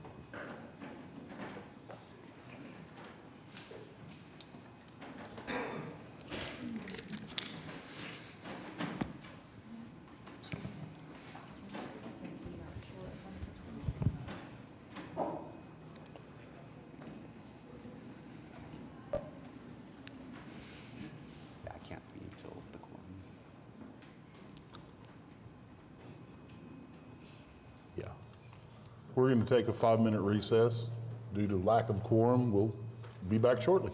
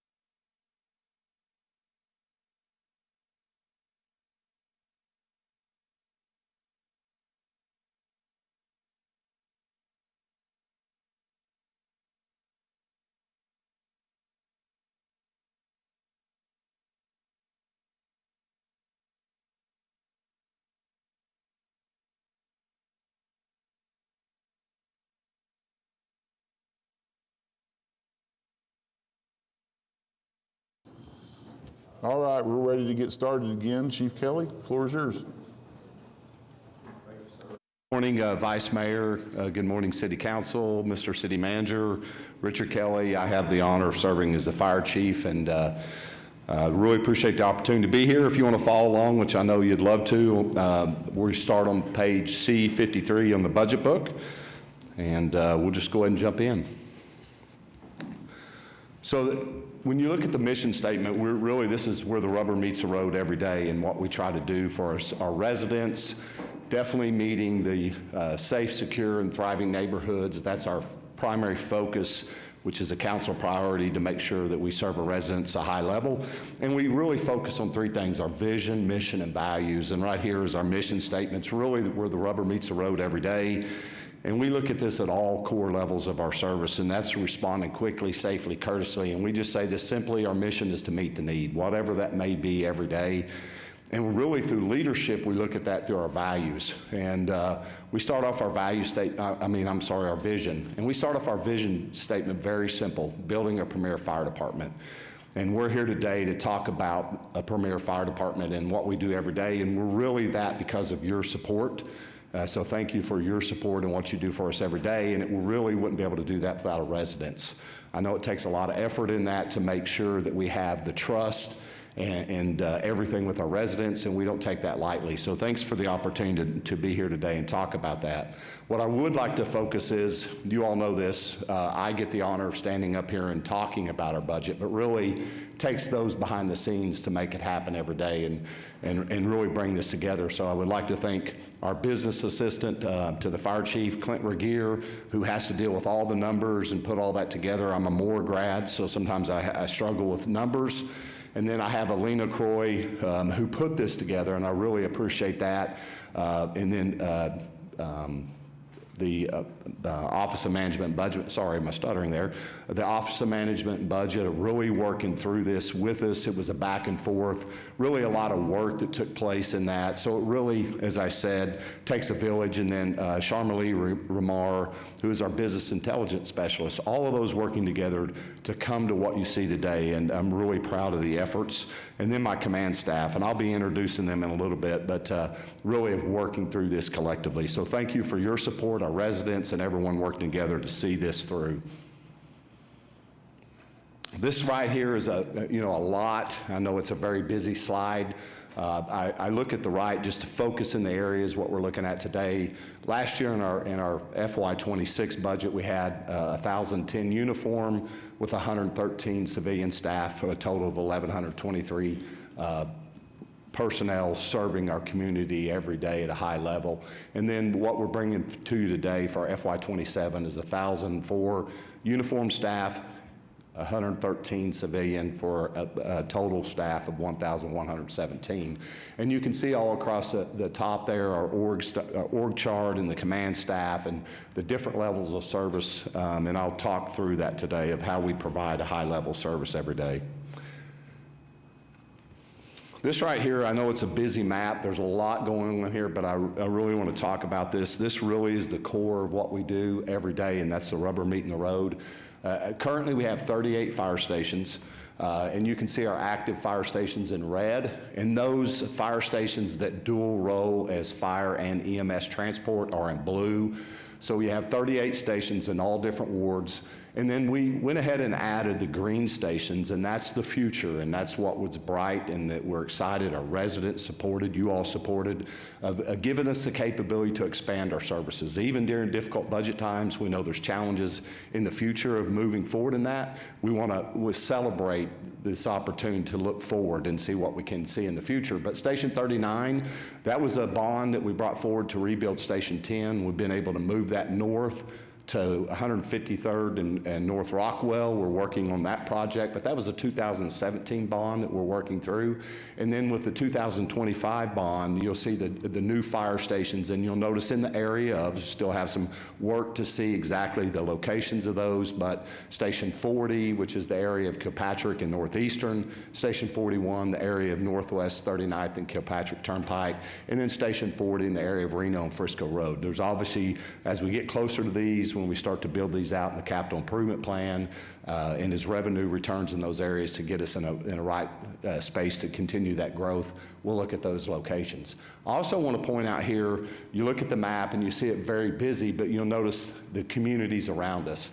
And what I'm proud to say is those areas in green, those are areas that we have automatic aid, and that's where we respond to 7 other communities. And in that, our focus in that is fast response to our residents, not only in Oklahoma City, but other communities where we can support each other. And automatic aid, basically, we have on structure fires. When we get a fire that's on the border and we have that carved out in CAD, we get an automatic response from another community or vice versa. If it's in their community, an automatic response. So that is really something I'm proud of. We're leveraging those resources in the community to provide high level, not only to Oklahoma City, but be able to do that, reciprocate that. And then if you look at the areas in brown, we still have mutual aid in those areas, and we're very well supported and have a great relationship with those communities. But this speaks to a high level of what goes on the metro, how we respond, work well together, and continue that Oklahoma standard that we've all know and understand how important that is. On the right there, you'll see our different units. I won't get into heavy detail on that, but we do have 38 ALS engine companies that serve our residents at a high level every day with a paramedic on board. So that's important to note in that. But that map tells a lot there of our service to our community. Now, as we get into what we're looking at, the major budget changes, this is the main slide. I'm going to talk through those that we have. Obviously, is to meet our budget challenges this year. We looked at how we can do that and really provide same level service. So we're really doing what we can to minimize impact to our community. And in that, we looked at, we have 13 ladder companies. On those ladder companies, many of them have 5 personnel on those apparatus. And we use those extra bodies to actually cover a lot of days off and things like that. So what we looked at is reducing those by 6. And that basically would be 2 on each shift. For your awareness in that, we have 3 different shifts, the A, B, and C shift. And on those in our budgeted strength, basically on each shift, we have 306 personnel and a minimum staffing every day of 242. So as we make that reduction, we would actually drop that to 304 on each shift and still a minimum staffing of 242. But we have the blessing with your support. We have the overage program that we have through our public safety sales tax that will cover those with overages to be able to make sure that we have those personnel on that to cover those areas. Obviously, still a reduction in that, but that's our main focus in that is providing high-level service to our community and making sure we have the firefighters to do that. The next one we look at is these are just roll-up costs, as Christian talked about in that of increasing some of those numbers in the baseline general fund budget. Just to keep same level service for that is $7.4 million that covers that cost, such as salaries, merit, retirement, health insurance, and other benefits. So there is an increase in that of that $7.4 million. And then I bring before you, we talked about this earlier in the year when we did a sales tax resolution of adding $1 million in that. That's just carrying this forward to continue to provide wellness to our firefighters. And in that, part of that's the Pro Team contract that you already approved to help our firefighters through as they're injured on the job to try to get them back to work quicker. And those that may not be severe enough that they're missing work to continue that high-level service of PT and other things to get them back to work quickly or to strengthen maybe an injury that they do have. And then we're also looking at some other areas in that to increase our wellness of some fitness equipment. We're also looking at behavior health screening that we would implement. We do a WFI assessment every year where every firefighter in the department goes through a physical assessment, and that's just to see where they're at with our athletic trainer. We want to roll that into and do some behavior health because wellness is whole wellness, not just physical, but mental health in that area. So that's some things that we're looking at. But we also added some blood screening this year, and we're fine-tuning that every year. We added some APOS A and B, which is cardiac related, to really try to look at some things to reduce the cardiac risk for our firefighters, which in turn helps everything, helps our health care, helps, the OJIs, things like that. We run through challenges. So we're really focused in that area. So those are our 3 major budget changes that we're looking at this year. Now, what I want to get into is really break down the budget for you so you can see it in full detail, and you can, it's pretty diverse, and it's actually grown in my 8 years as fire chief in different areas, and I'm really proud of that because we're providing more services. But if you look at that, our main level service funding, for our services, again, is general fund at 60% at $141 million there. And you can see our fire sales tax fund is even though this is a tough time, it has grown, every year, and we've got to see some improvements in that. So that right there is about 28% of our budget at $66 million. And then our medical services program, as Christian talked about earlier, has been very well received. I'm proud of our personnel that stepped in the gap there and really working together as a partnership with IMSA. But that is a revenue driven where we can actually, we do bill for services, and we're seeing that being well received and been able to do our due diligence in that where we're not costing money for the city and be able to make that return. And then we have our MAPS for use tax, which seems very high at $24 million, but that again is apparatus that we're waiting on, that actually a lot of that's been encumbered, and we're waiting for that to, for the apparatus to be delivered. With your support and what we've been able to accomplish just this year, and it doesn't usually fall this way, but we've been able to take delivery of 18 new engines, which they're very expensive, and it was really designed to be so many each year, but with the challenges we had in delivery, we kind of got them all at once, but still we appreciate that, to see that level that we're able to get into. And with that, we're gonna see some of our oldest apparatus around 2020 or 2021 for our engine companies. So that's really unheard of, and really appreciate that. And then our special purpose fund, and that's what we support, and we get that funding for our mobile integrated health care. And again, that's another thing that you all stepped in the gap, the opioid settlement funds, and we really appreciate to be able to do that. Can't say enough about the partnership, one city, one team, of really working together with the police department and other areas in the community. You all supporting that, it's really been one of those that can't say enough about it, and it really goes a long ways in what we're doing to serve our community and meet the people's needs where they're at. So that's a great program. And then the grants management fund following right before that, it's actually grants that we've received for our mobile integrated health that we're going to be expanding some of those services, adding one more team, adding a couple of peer recovery specialists that'll be outreach people in the community. So really excited about that. And then our fire sales tax fund, that we have a few things that we're expending on that to get that accomplished. So again, you can see a slight reduction in our budget from last year to this year, but still well funded, and appreciate the again support that we receive from each and every one of you. This right here is just, these are really the people that make it happen every day, and I'd be remiss if I didn't mention my command staff, my Deputy Chief of Operations, Shane Smiley, our Deputy Chief of Support, Derek Keel, Deputy Chief of Fire Prevention Services, Dominic Brown. They're the ones that get their picture up here on the limelight, but I really have others in my command staff that are here today too. Our Battalion Chief Administration, Donnie Bennett, and our Battalion Chief of Health and Safety there, Lamont Smith. So they really work with me every day. It's a team, one city, one team. Again, we take that to heart in what we do internally and really how we provide external services. So thank you all for being here, and I appreciate their support in what we do. So we'll talk a little bit about each, in that, get into each line of business we're working. Obviously, the fire administration portion of that is, you can see it broken down in two areas, our executive leadership and then our public relations and marketing. 40 employees that we have in that for $24 million. In our executive leadership, again, that's the majority of us that provide that facility, strategic planning, reporting to make sure we meet those key measures and objectives. And it really takes a village in that for us to provide those services and to operate at a high level. Our job is to cast a vision, to create that, and to drive the organization towards that vision, meeting the city priorities and what our residents demand from us every day.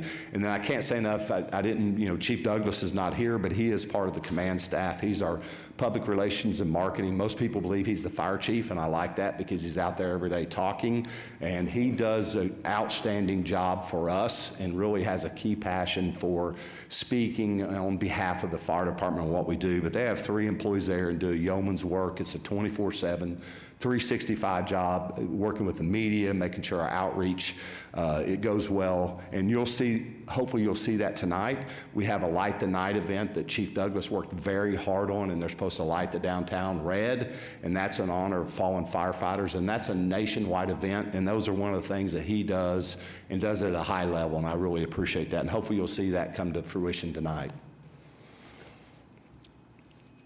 There he is. Speaking of Chief Douglas, right there is probably where he's at doing a media interview. But one of our highlights I want to bring forward, and this is not one that, you know, we cast the vision. We've been working on this project for really about 3 years, and that's an accreditation. I would love to stand before you today and say, hey, we're accredited, but I'm extremely proud that we're in the process. It's not an easy process, but working for Center for Public Safety Excellence, it's a accredited program that most that you see in the fire service. It's the predominant fire service accreditation, and we're going through those processes to be accredited. It's a lengthy process, as I said, but I'm really proud of the work. We had to do a community risk assessment, a standard to cover. We're working now on a self-assessment manual that, when you add it all up, is about 1,500 pages of documents on how we operate best practices.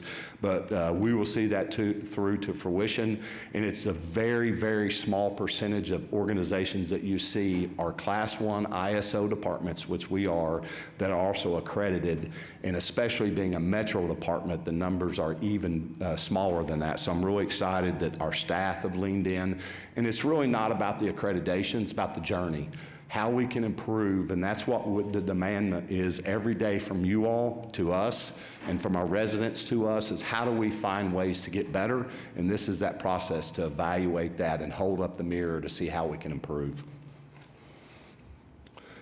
Next is our operations, again, under Deputy Chief Smiley, as I said earlier, 990 employees. This is where the rubber meets the road, but it takes all of us together to make that work. You can see our four areas that we have work sections within that. It's our fire suppression personnel that do the work every day out in the field. And then you have our emergency medical services. Those two together are all our suppression personnel, and that's based off on a proportionate ratio, pretty much on the call volume, how that's budgeted. The majority of our call volume, about 70% of our call volume is EMS. And 30% falls into everything else, which actually structure fires is about 3 to 4% of our call volume. So you can see how that combines together of the 640 and the 286 employees. And then you all very well versed on our mobile integrated healthcare program. Lori and her staff over there has done an outstanding job leaning in and really building the way, because that was a new program that you all supported, and we're learning every day how to improve that and grow. And then our medical transport, extremely proud of those employees and what they do out there. Really have built the culture of how that works and how we work together with IMSA to provide high-level services to our community. And in that, I would like to highlight our EMS transport. Again, they're busy out there every day. What you see there is our transport stats, about 12,312 patient contacts, transport over 9,500. And then our on-scene time, it's really about responses there. Priority ones are those life-threatening calls that you have for services, heart attacks, cardiac arrest, strokes, those things you see that really make a difference on response time. And we've been meeting that by 92%, and that being in there in 10 minutes and 59 seconds or less. And then the priority two, if someone still has an emergency, it could be a broken leg, and I know something like that, I know that doesn't sound like, hey, you want to wait, but it's not something at that point that could be life-threatening, but we're still meeting that priority two scene time with the EMS transport in 24 minutes and 59 seconds. So this is, again, an opportunity for us to provide that safety network for the city to continue services at a high level, and we're really proud and honored that we're able to do that every day. Then our support services, it's really, you look at that, you wouldn't be able to go out on the road every day and do the job we do if we didn't have the incredible support network that we have, our firefighters and civilian staff that are behind the scenes, whether it's turning a wrench on a fire truck, it's making sure the computers work every day, and believe it or not, we're have a lot of technology demands within the fire service, and there's a lot of things that go on there, to HR needs, to dispatchers that have leaned in and done a fantastic job, and I'll talk about them here in a little bit, but we have a lot of work that goes on that. So 43 employees at $20.4 million, logistics and maintenance that we have, 24 employees at $17.4 million, and then our fire dispatch, 19 employees at $3 million. And in that, you know, our maintenance, not just apparatus, but fire stations. We have over 42 different work sites all throughout the city. So we're really looking at that to be able, how can we, you know, work together and be able to achieve, you know, what we need to do every day. And we live in those 24/7. And we have a great partnership with General Services where they actually have a team dedicated. They're actually redoing Fire Station 15, which hopefully that's something we can roll out and show you all the great work they've done there. But it really, again, talks about collaboration. I couldn't stand up here and say what we do as a fire department, we could do it in a standalone silo. So I really appreciate that, of working together, and that falls under our support services. One thing I really want to highlight here, again, it goes without saying, public safety. It's not just about the fire department. It's not just about the police department. I talked a little bit about leaning in and MIH. This is a program, if I go to a fire station, I say, what's the best thing we've done? Most of our firefighters are going to say the DFR program. It's so incredible of getting that drone out in front and getting that real-time feedback to our firefighters responding. If you haven't been in that world and see that all the time, you may not fully understand that. But it's one of those to get that, because a lot of times we show up blind. We show up, we don't know what we have, and then you're trying to catch up when you get there. And seconds save lives. If we can see that scene when we show up, we hit the ground, we go to work, we know what we're tackling, it's huge in that. And working together with the police department, we fly ours through our dispatchers, and they do fly theirs through the real-time information crime center, and it's seamless. I mean, it's almost, you know, there's so many things of working back and forth together. But in our time frame, we've seen over 11,000 flights in that and 2,200 hours of service. And then we're adding 10 additional drones and platforms in July. So I'm super excited for that, with a goal of, you know, the time we reach the Olympics, of having at least 50 platforms throughout the city, of being able to see those things that are out there every day. And I can say it's making it safer for our firefighters, and really appreciate that, you know, police, when they were looking this and sitting down with us and working together, this is a vision I had, and they were already working on it. To sit down and do it together, I think speaks volumes of what we can do together. And we got a short video here. I want to just talk to you real quick and show you about it. And she's going to go ahead and play it here, Alina. What you see here is a side-by-side view. This is a thermal imaging view that we can toggle on the drone. Our right side, you can see the actual 4K view. But what's important to note is, if you look at that one on the left, you can see clearly right to the roof. If we had firefighters working on the roof, if we have people that were leaning out windows. And what was this incident, we cut it down, but the drone actually got there before our firefighters and gave an on-scene report. So they can actually get real-time information. If I had someone on the roof, again, if you look at that smoke, you can't see anything. So it's so important for the safety of our firefighters, for us to get to scene and go to work. And also on this is just one that shows how it can help us. But we see this many times, that we're able to upgrade incidents because we see a lot of fire, or we see something maybe on a smoke investigation where we send 1 or 2 apparatus, and we realize, hey, we got a working fire, and we can upgrade that. But we've also seen it where we send people out and we get there and there's nothing there, and we can downgrade it. So it really is effective service to our community, of being able to say, hey, we need more, or we don't need more, and that way we can get people back to service, and we're available at that point to serve our community at a higher level. So there's so many things we're learning every day and leaning into that space, but it's really something I'm super proud of, and I think if you ask our firefighters, they're going to give you the same feedback. Next, I'll talk about our fire prevention services, doing great work out there every day. I see them leaning in more and more, and this is the contact with the community, and sometimes where people was asking about permits and, you know, different questions and community risk and all that, but we get a lot of really positive feedback because our staff over there really want to serve our community at a high level, to make sure our people are going in and out of a safe building, That's the most important thing. If we can prevent a fire, we can save a life. And so that's so important in what we do every day. But in our fire investigations, we have 14 employees that really are passionate about what they're doing, working, again, that's a law enforcement area that they work in a lot, great relations with the police department in that, with 14 employees at $2.4 million.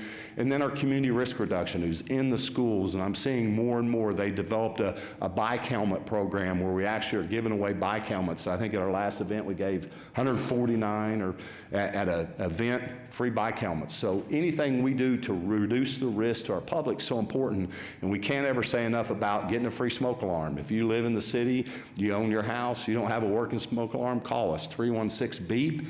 We'll put up a smoke alarm for you. We want to make sure you're safe in your home, and we put it up to code. So we're not just going to put one, we're going to put one in the hallway in every bedroom of your house.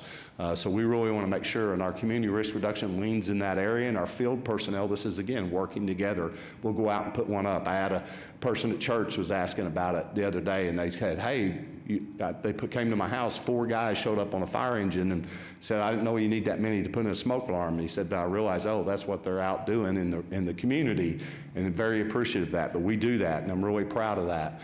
And then our code compliance, again, just like I said, every day making sure we're in a safe building, that things are safe. If you look outside, there's an occupancy level here from the fire marshal, making sure you're safe in here, so that's important in that. We have 20 employees that do that, $3.3 million, and really a partnership, again, with development services to work and make sure everything's safe in our community. This is a highlight. There's several highlights in this, but we had canvases last year where we actually canvass areas, May 4th, August 23rd, November 23rd, and April 4th. Now we're starting to try to be a little more proactive, but unfortunately on these is a little reactive. If we have a fire fatality in an area, we always go to that area and canvass. It's an unfortunate event, but we recognize sometimes there's a heightened awareness, and the reality is breaking down barriers, because some people don't want, it's like a salesman coming to your door. You don't want to let them in your house, so sometimes we have to work through that, and that gives us an opportune time. But they do a great job in that. You can see how many smoke alarms were installed, 649. So again, we can save lives through being proactive, and I really appreciate their leaning in that. And then they've a 32% increase in fire and life safety sessions last year. They've really focused on the outreach. We're getting back in the schools. We ordered a new blow-up house that actually is an air house that we take out to the schools, and they can do, it's a little bit easier than a trailer, so we can get it out there, blow it up in gymnasium, take kids through that, and it's really important. Again, it's not bouncy house, it's about focusing on fire safety and other safety areas within their lives. And then this was one that we felt is really important to talk about. We moved to a new platform, and it's a nationwide platform. Since the 1970s, the fire department, the fire services use what's called NFIRS, National Fire Incident Reporting System. And just this last year, we made a transition to NERIS. I would love to say it's been seamless and everything's been perfect. It's been a challenge. But in that, at the end of the day, when we get everything worked out, we're going to get better data where we can actually get information to serve our community. The old data was very clunky. It was all based on the numbers, and it had to fit into these certain codes. Sorry about that, I'm talking with my hands. Get into these code areas, and it made it very difficult. So the new platform is going to be beneficial, but it's definitely creates some challenges for us in our data, because now the connections that we have and are not perfect in that. We're working through that, but I think it's just really important to talk about that. So as we work through the data challenges, but also in the future, our goal and what we'll see nationally is be able to really give good data to say how are people dying in fires. I mean, it wasn't as good a data as in the past. Was it a candle specifically? Because it could report to some basic heating sources, but we really want to get granular so we can save lives. So that's a new platform that we're working on, and we're working through some of the challenges. Every time we come in here, we want to talk about strategic goals and strategic results. And one of the big ones we've had for years is this 7 minutes or less 70% of the time.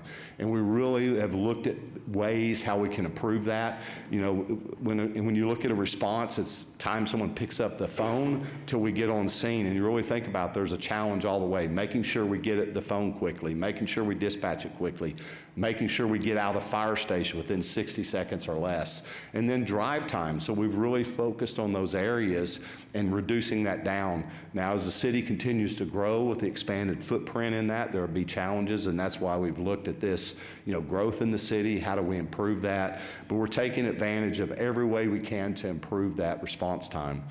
When you look at that, right now we're meeting about 66.3% on target. For many years we was about 58, 59%, and we actually made one little adjustment, and that was looking at our turnout time, and that was how fast we get out of the fire station. Right now our goal, not right now, but what the goal is 60 seconds or less 90% of the time. We're right at that 90% level, and you know, very proud of our firefighters leaning into that, and it actually went from 58, 59% to years to that 60, 65, 66%. So we're continuing to lean in that space. We don't want to get out there and say, hey, you need to drive faster, you need to, we want to focus in that, but we're still looking at ways of improving that. On the backside of that is traffic management systems, to look at how there's programs out there, and we're leaning into that with other city departments of looking at that, where it has, it can manage the traffic signals when you're going to an incident. So if you create that safe pathway of green lights, you can improve that response time even more. So I think there's a lot of ways you can look at, not just building fire stations, but look at technology, and that's some things that we'll continue in the future to lean into. And then one other area we focus on is drive time, because the other gives you some variables. When you talk about drive time, that really looks about locations. So our long-term goal that we're looking at is a 6-minute drive time anywhere in the city to our responses 90% of the time. You can see right there we're about 75%. As we continue to lean in that space, we continue to add those stations and build in those areas, we'll work towards that goal of 90%. That way we're consistent throughout the city on providing effective services to everyone in your wards and everyone in our community. As we finish up here, we obviously want to have some long-term stretch goals that we're looking at, and 3 that we're looking at is really looking at, one's our fire stations. I talked about that earlier. That's a very heavy lift in capital that our residents have leaned into, you all have leaned into.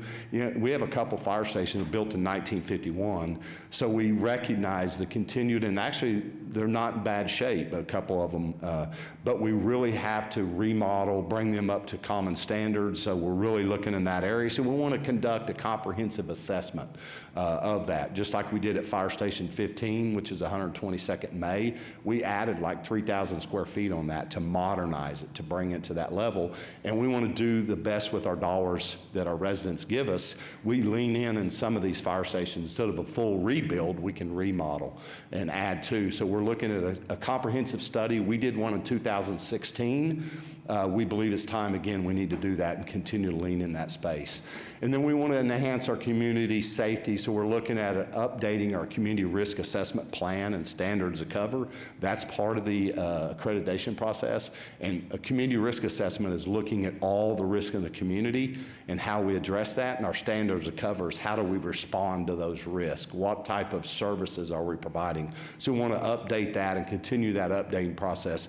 And there's the last one, data is driven to drive both of those, is looking at our data systems, again, to transition that to the nearest platform. So when we walk in here, we give you good data, geospatial data that can tell you pinpointed locations and what we're doing. So we're really trying to get that application development. So that's our goals, 3 major goals that we're looking at for this year.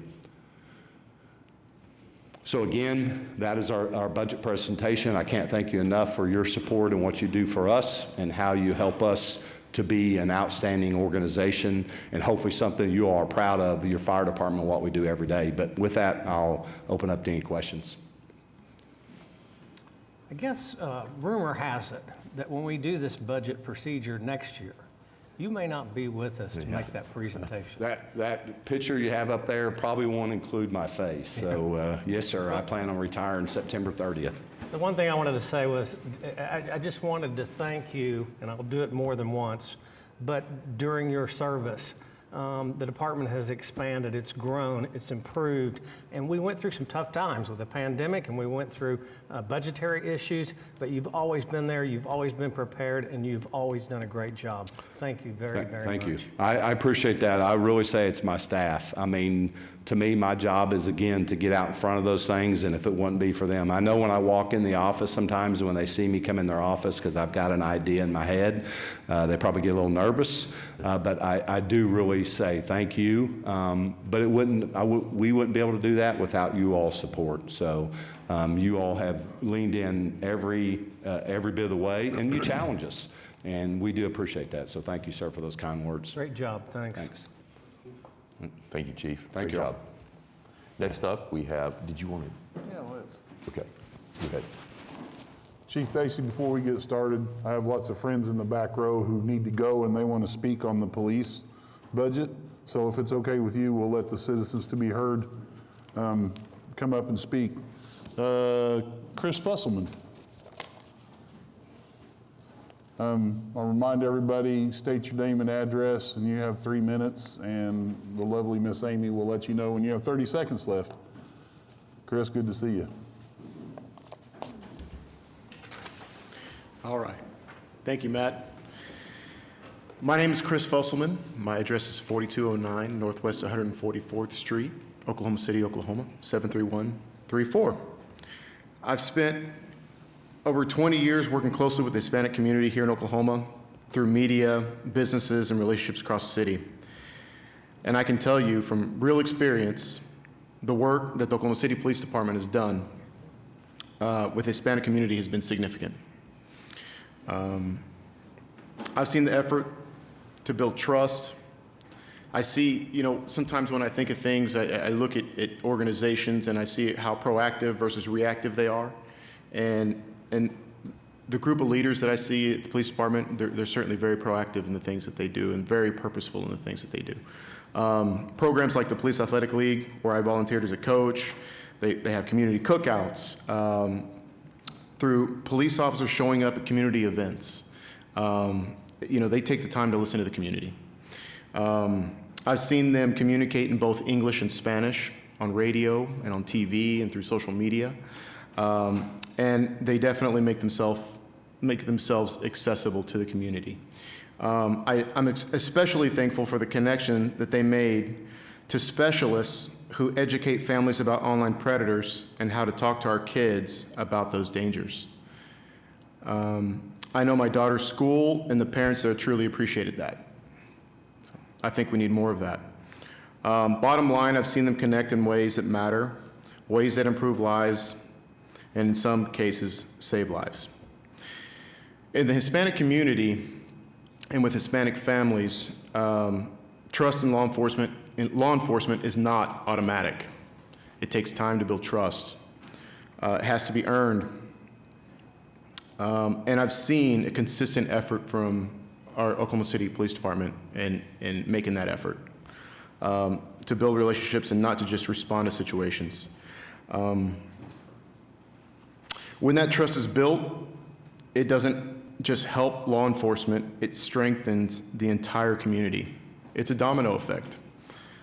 Businesses grow stronger, families feel safer, and communication improves across the board. I think a lot of us can agree with that. 30 so I just want to say, remaining. I'm sorry? 30 seconds. So I just want to say to the officers in the room, your work matters. Your efforts are noticed, and it deserves more recognition and more support from all of us. Thank you for your time. Next up, Jessica Martinez Brooks.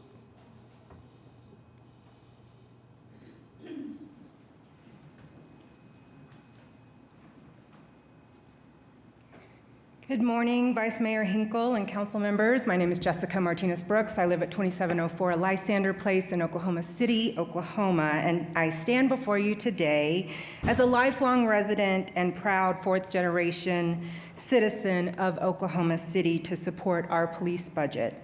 I want to take a moment to share my personal experience with the Oklahoma City Police Department. Over the past few years, I've seen a strong, positive, proactive relationship with our department develop in spite of what is happening with federal officers in our state.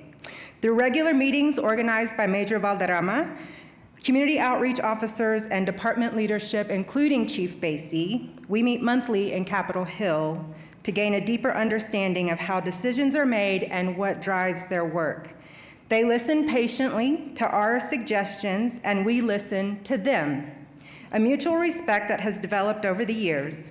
I believe that is one thing that is missing in today's policy and legislative debates.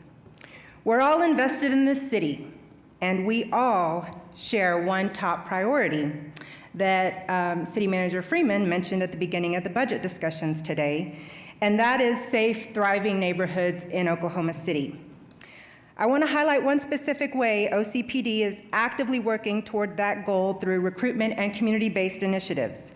I currently work at Metro Tech, where we have partnered closely with OCPD over the years on embedded law enforcement high school cadet programs that the late Sergeant Tomas shepherded for so long. This program serves students from Oklahoma City Public Schools, Crooked Oak, Millwood, Aztec, Santa Fe South, and some of our homeschool population. What makes this program so powerful is simple. The students come from the very neighborhoods that they may one day serve. And in my experience, those are the individuals most committed to keeping our communities safe. I'm proud to share that in the most recent OCPD Academy class, 3 cadets came directly from Metro Tech. This initiative gives students early exposure to careers in law enforcement, builds trust between the community and police, and helps diversify departments, not just in Oklahoma City, but across the metro area. We've seen similar success through our fire cadet program as well. These are the kinds of proactive, forward-thinking efforts that strengthen public safety for the long term. 30 seconds. I also want to personally thank OCPD for their accessibility, their willingness to answer calls, provide support, and stay engaged with community partners. Thank you for your service and to the city and your continued support of our police and fire.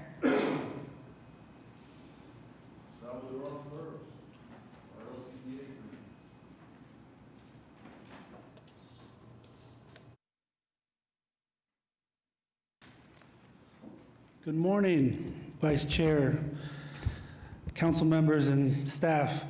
My name is Salvador Ontiveros. I'm here today speaking in my personal capacity as a citizen, taxpayer, and contributor to this great city. My address is 11701 San Sebastian Drive, Oklahoma City. First, I'd like to congratulate and extend my appreciation to all of our public safety and transportation personnel, as well as the leadership teams represented here today. Thank you for everything you do for our city. I've learned a lot this morning, and I have an even greater appreciation for the work, planning, and coordination it takes to keep Oklahoma City moving and safe.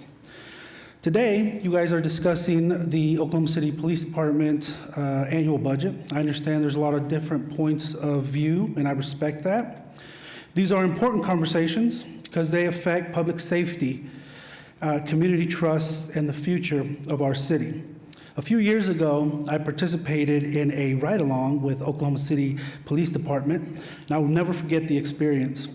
At the beginning of the day, we had to get on the road quickly.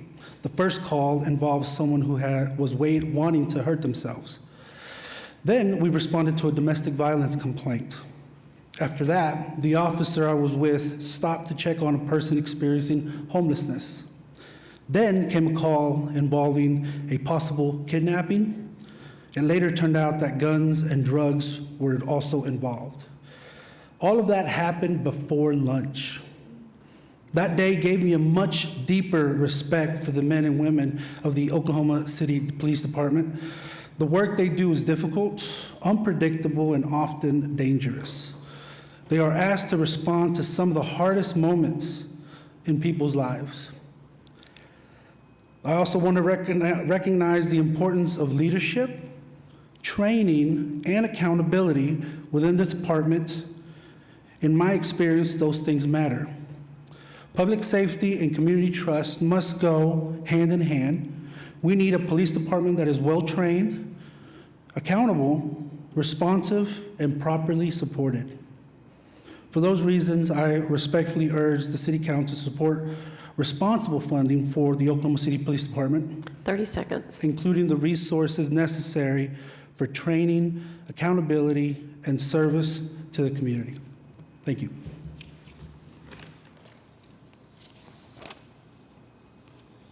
Gloria Torres.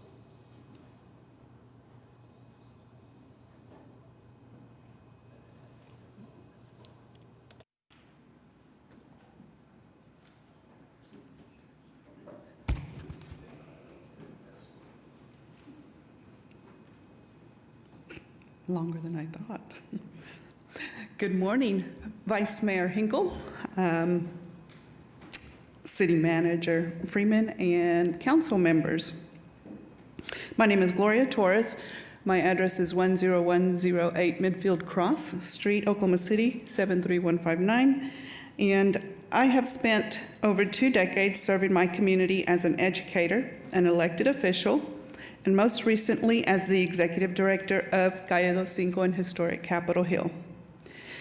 I'm here today to speak in support of the Oklahoma City Police Department, not to dismiss challenges we still face as a community, but because I believe in giving credit where credit is genuinely due. I've seen this department's commitment to keeping our community safe for years. As an educator, I can attest that OCPD has been an intentional partner in all of our public schools, helping to ensure the safety of our students across the city. Most recently, at Historic Capitol Hill with Fiestas de las Americas, our award-winning annual celebration of Latino culture and identity, they don't just show up, they contribute, continuously providing expertise, equipment, and advocacy that helps our community deliver a world-class event. I want to give a quick shout out to Captain George, who's been there every year supporting us, even put up barricades for me one year. Those kinds of partnerships happen when a department makes a deliberate choice to invest in community. Most recently, they brought that same spirit to Plaza Calle Dos Cinco, which is another investment by our city into our community. Hosting the Hot Dogs with Cops event that brought officers and Capitol Hill and the broader South Oklahoma City residents together in exactly the kind of informal, human way that builds trust over time. I also want to acknowledge that this department is doing the harder work of self-examination. In 2020, Mayor Halt appointed me to the Law Enforcement Policy Task Force. Through this process, 39 recommendations on de-escalation, community engagement, and accountability were identified. Of specific focus to me is always the community engagement piece. Many times that looks like having law enforcement that understands our language. 30 seconds. And our cultures. In 2020, there were only 6.8% commissioned Spanish-speaking or Latino representation officers. Today, through recruitment efforts, intentional recruitment efforts, we see more of 15% that very closely mirrors our population. I do have a bit more to say, but with my time already up, approving this budget says that we value a department that is doing the work in our neighborhoods, at our celebrations, in our plazas, and around our kitchen tables. I'm proud to stand here to support that. Thank you. Thank you, Gloria. Ronald Grant.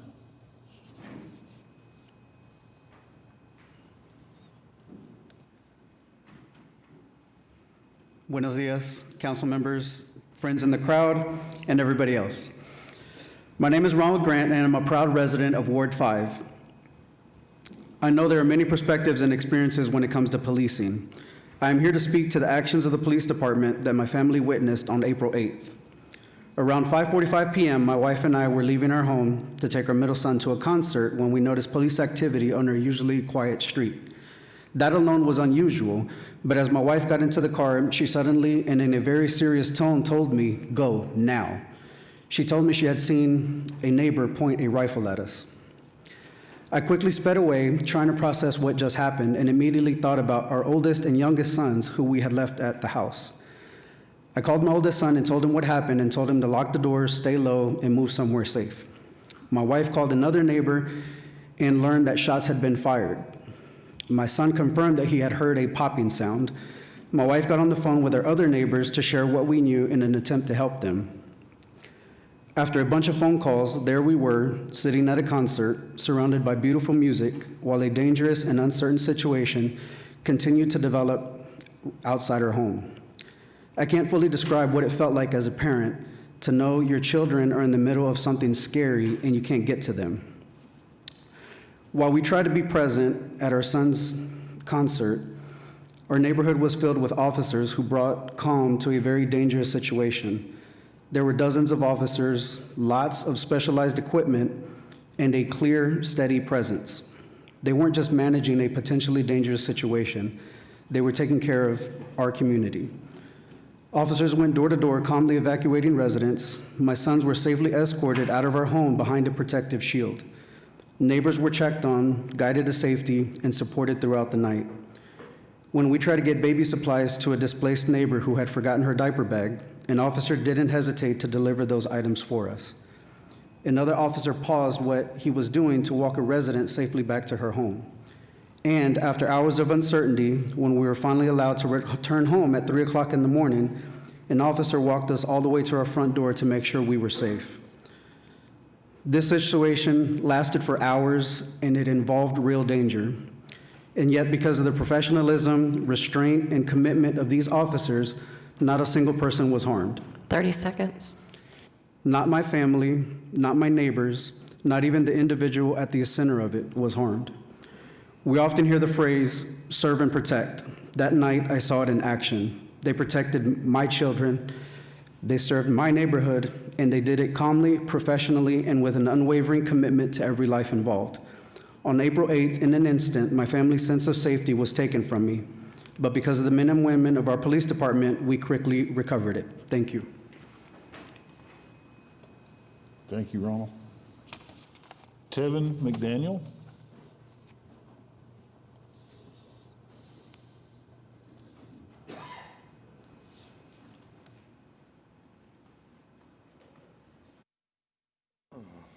Good morning.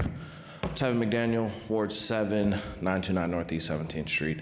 I am not here to support the police budget, nor to support the police. I don't know, since we're talking about statistics and experiences, OKCPD has been ranked top 5 in police brutality in the nation. Last year, I think tallying over 30 plus people who were killed, Oklahomans, by the Oklahoma City Police Department. When I talk about safety in my personal experience, it's never come from the police. It's come from community members, it's come from mental health resources, it's come from good parks, recreation, public transportation. Never somebody with a badge and a gun who has the power to take life, and who has taken life in communities like mine, in communities on the south side, and even in communities on the north side. Anywhere, west side, everywhere in Oklahoma City, OKCPD has been, in a nice way to say, the mean person on the block. In my experiences, I'm never calling the police when I'm in trouble.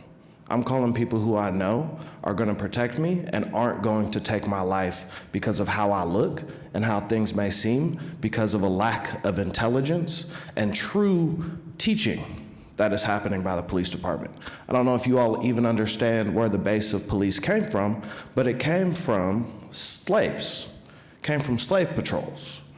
So as a black person, as a minority in this country, and even as I was hearing Councilman Cooper talk about one of the first laws that was passed in Oklahoma, it was Jim Crow.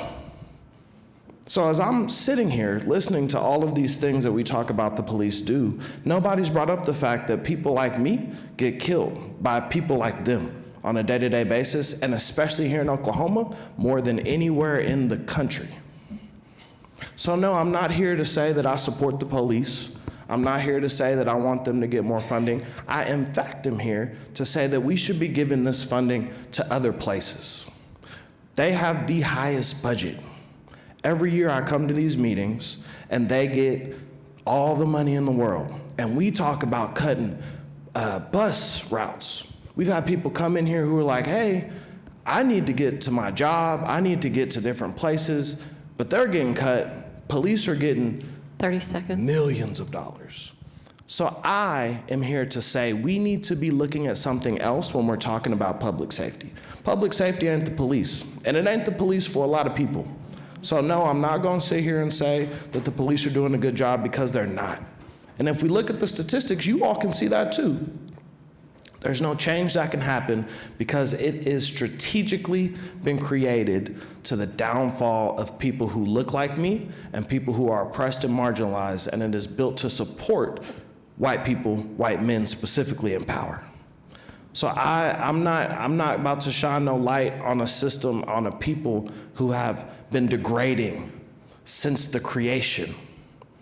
We need to be offering funds in other places that will actually bring safety to our people, to our Oklahomans, and to people who look like me. Thank you.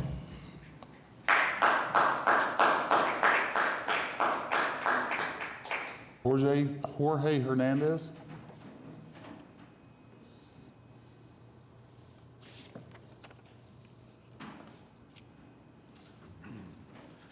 Good morning. My name is Jorge Hernandez, and I am the president of Tango PR. And my address is 3009 North Donnelly, Oklahoma City, Oklahoma, 73107. I want to thank you all for the opportunity to speak this morning in support of our Oklahoma City Police Department. As a longtime community coordinator, supporter, organizer, it's been my privilege to work with the police department, because without their support, without their collaboration, our festivals would not be successful. To keep our community safe, to keep traffic in control, and to keep the community engaged would be impossible without their support year after year.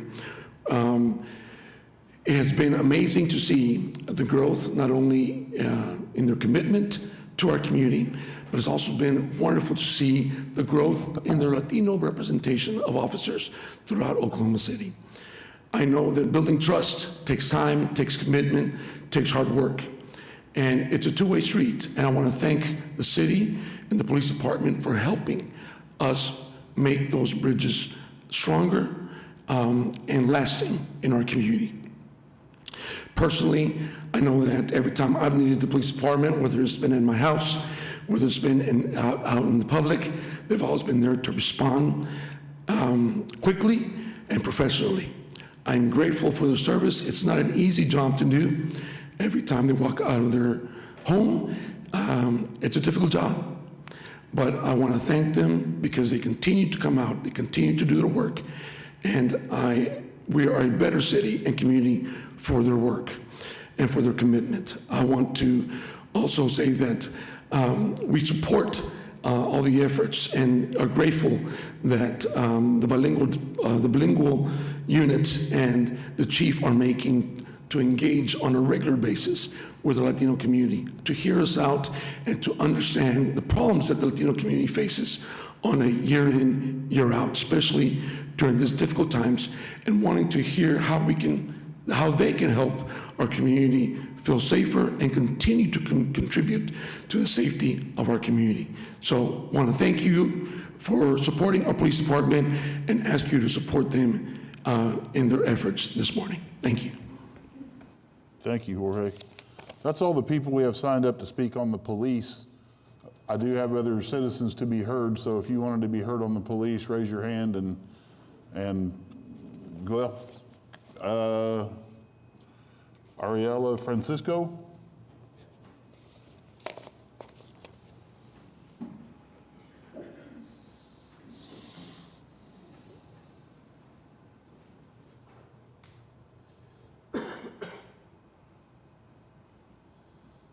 Good morning, Council. Aurelius Francisco. That's probably because of my handwriting. Sorry about that. My name is Aurelius Francisco, Ward 7, East Side of Oklahoma City resident. I am here once again, 4th year in a row, to speak on the budget, to call for a participatory budget process here in Oklahoma City.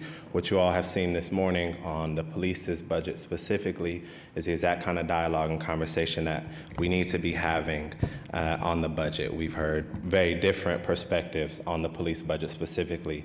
I, as an East Side resident, I, as a Black man, I, as a researcher, view the police as an institution, and so any positive individual interaction with the police cannot negate the institutional realities of policing that historically and presently have violently stripped Black communities, communities of color, poor communities of resources. So when we talk about the budget specifically, there's so much opportunity to fund things that actually support community safety beyond police and fire that currently get 62% of the general fund budget.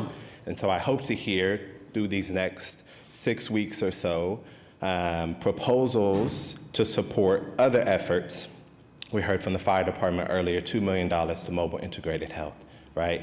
Would love to hear if that's an increase from last year or not. Seeing the employment levels of that mental health crisis response is so important.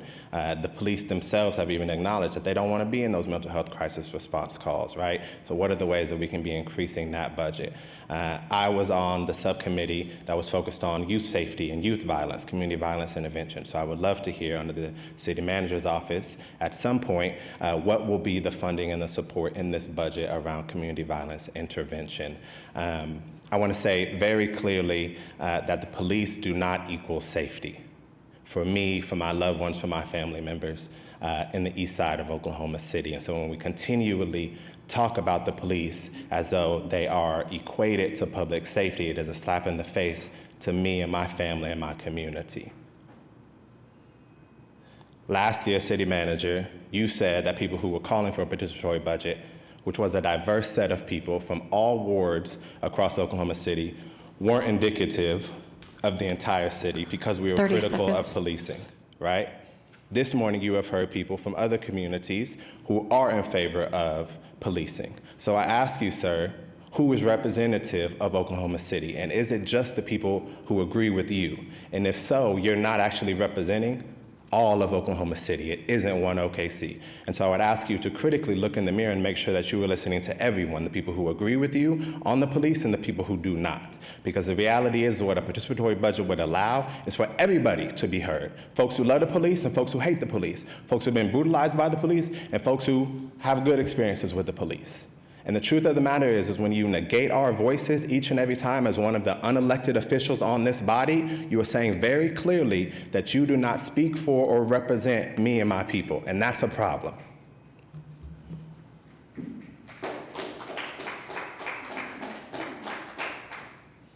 Cole McAfee, did I say that right?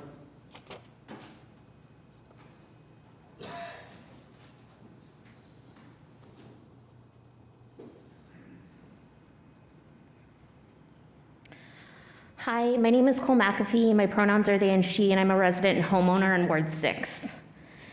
This is the 7th year I have tuned into the budget process and offered feedback. Last year, Mr. City Manager, you suggested folks like me have some radical covert agenda because who else would show up and offer comment on the budget year after year asking for major priority shifts when the hearings are hours long on Tuesday mornings, weeks in a row. And I've continued to think about how disturbing it is to acknowledge that the budget process is so incredibly inaccessible that folks who make the time to show up and ask for something different must somehow not be representative of the communities that we live and work in. The thing is, as an autistic person, it's ingrained in my system to fight for the right thing. That commitment to justice is not something that I can just shut off. And it's the deep frustration in the ways in which we continue to uphold a status quo, in the ways in which we continue to fund police at the expense of community safety, rather than meet the needs of folks who live here, that propels me to continue to tune into this process annually, despite a council process which is largely expected to be a rubber stamp. What we've seen today is so similar to what I've witnessed year after year in this space, which is essentially talking through numbers without space for innovation, meaningful questions or shifts, and no expectations that you as council members will do anything different to change the budget on behalf of what your constituents need. In my day job, I serve queer and trans folks across Oklahoma from right here in Oklahoma City. And every year as the budget vote comes up during Pride Month, I think about how when Sylvia Rivera and Marsha P. Johnson put their bodies on the line at Stonewall, I'm pretty certain it wasn't for a future where a trans woman could be arrested for work in survival economy by a cop wearing a pride pin using her correct pronouns. Safety to me does not look like gay or Latina or black cops being the ones to kill and lock up my neighbors.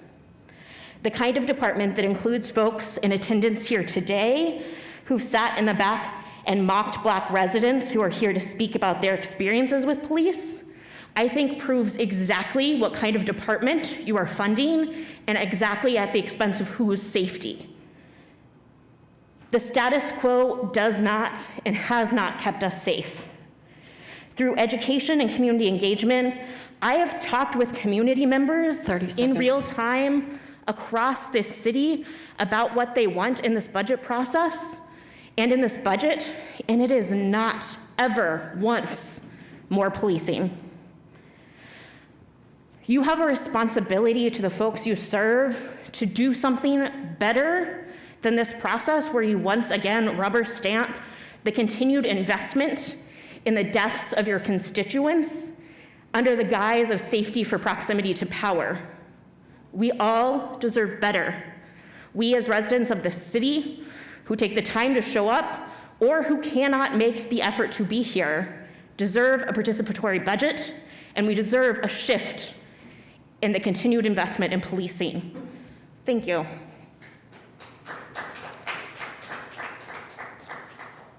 Dulce Montoya, did I say that right?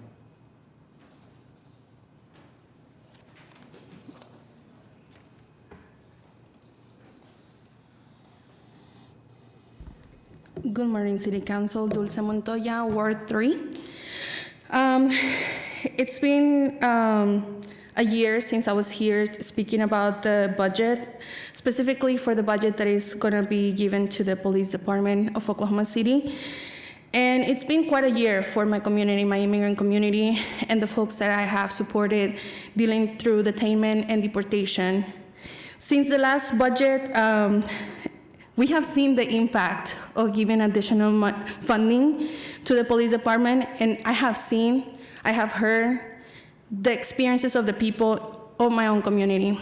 I know we have leaders or so-called leaders of my community speak earlier about it, and I don't know if they're speaking about also the families that have been impacted by being racially profiled, incarcerated, and then deported. So I will talk about the realities of the people of the immigrant community in Oklahoma City. More money for me and my community means more targeted operations. In racial profiling, we have seen the numerous safety operations that Oklahoma City Police Department has conducted in specific Oklahoma City areas since last year. But more specific to certain neighborhood, yes, that includes Calle 25, and it's not a mistake. We continue to learn of multiple stops and arrests that have led family members ending in deportation pipeline.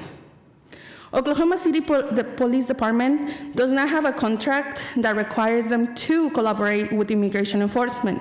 However, they voluntarily continue to obey by it, and they have an ICE officer in the Oklahoma City County Jail. So that means for every person that is detained, they do based on their racial profiles, and if they suspect of the person being undocumented, they put an ICE hold for them for 48 hours for ICE to come and pick them up. I have had several families being impacted by this, leaving kids fatherless, leaving families broken. So if you continue to provide more funding, more families are going to be impacted, and that's on you. I ask City Council to please stop giving more funding to the systems that continue to harm and separate communities and invest on our resources and 30 things that put seconds. communities that are in desperate need of. We have an education that I don't have to tell you about it, but we need to invest in our future, the kids of this community, in healthcare and housing and mental health crisis. Calling the police for somebody that is having mental health crisis is not gonna do anything. They're just gonna arrest and detain, and we know they are not capacitated to assess something like that. So I ask you, it's your responsibility to invest where the community is needed. And if you sit down and talk to your constituents, they will agree. They want more education, more housing, more healthcare. Thank you. And last up is Marilee Perryman.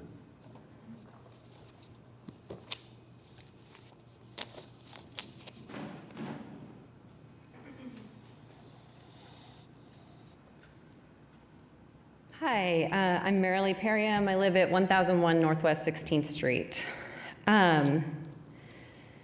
Last year at the same meeting, I signed up to speak on the police budget on this agenda item, and I was not given the opportunity to speak until all the police officers had left the room. So this time I had signed up just at the end. But I appreciate that you guys are allowing us to speak on this item while they're here. I had originally signed up to speak about, like today, I was going to speak about the budget process and making it more accessible for residents to participate in. And that's definitely something that I hope you will move towards. But now hearing that the earliest commenters and sharing their experiences, I definitely feel like I want to speak up about. In January, I spoke to this council for the first time about what was happening with ICE in our community. And my church is part of an organization called Voice, which is a nonpartisan group of faith organizations and nonprofits that work to address issues that are affecting the members of our institutions. Our institutions are very concerned about how ICE activities affecting our members. La Florecita Catholic Church, with a huge Hispanic population, is one of our members. And we've made multiple attempts for months, I think beginning in November, to meet with Chief Basie, for our Voice clergy and leaders to meet with Chief Basie, discussing the concerns that our institutions and their members are having with what's going on with ICE in the community. We've had no success, no response. As I said last week at this meeting, I've spoken with two different officers who were clearly unaware of what is going on with ICE in our community. They told me that it's the only people being picked up by ICE are people who are on ICE holds in the detention center. That's not the case. They told me that only violent criminals are the ones being targeted. That's not the case either. It's regularly people on their way to work with no criminal record being picked up because it's convenient and easy and they can do it quickly. And I know that that's ICE and that's not the police, but it's really concerning if the police are not aware that that is what is happening. 30 seconds. And not willing to speak with community organizations, groups of community organizations and clergy about the fact that that is happening. So I hope that we fund public safety in all its forms. I hope that that Chief Basie will meet with Voice to talk about the concerns that are happening with the immigrant community here. Thank you. Well, that ends comments from the citizens, so Chief Basie, it's all yours.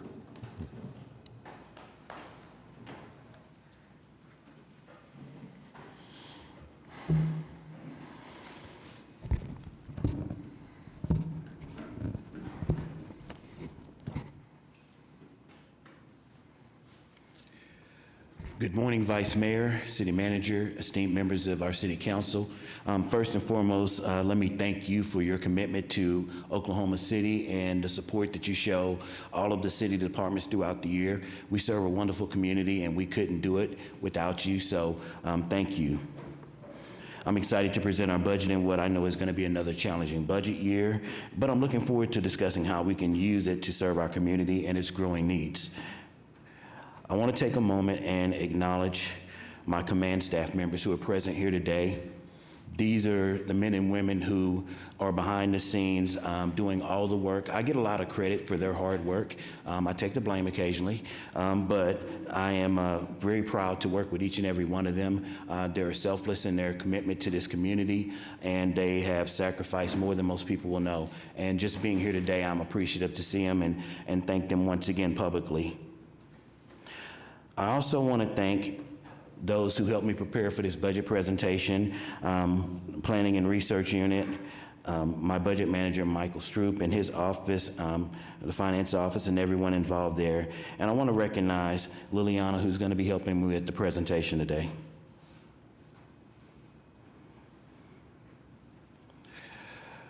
The police department is built on purpose and powered by values. Before you, you see our mission statement, our vision statement, and our core values. Our mission statement is the mission of the Oklahoma City Police Department is to deliver exceptional police services to our community with integrity, compassion, accountability, respect, and equity. Our vision statement is the vision of the police department is to ensure Oklahoma City is one of the safest cities in the country through strong community relationships, innovative strategies, and healthy, well-trained employees. And our core values were highlighted in our mission statement. It's integrity, compassion, accountability, respect, and equity. And we also like acronyms, and that spells I care.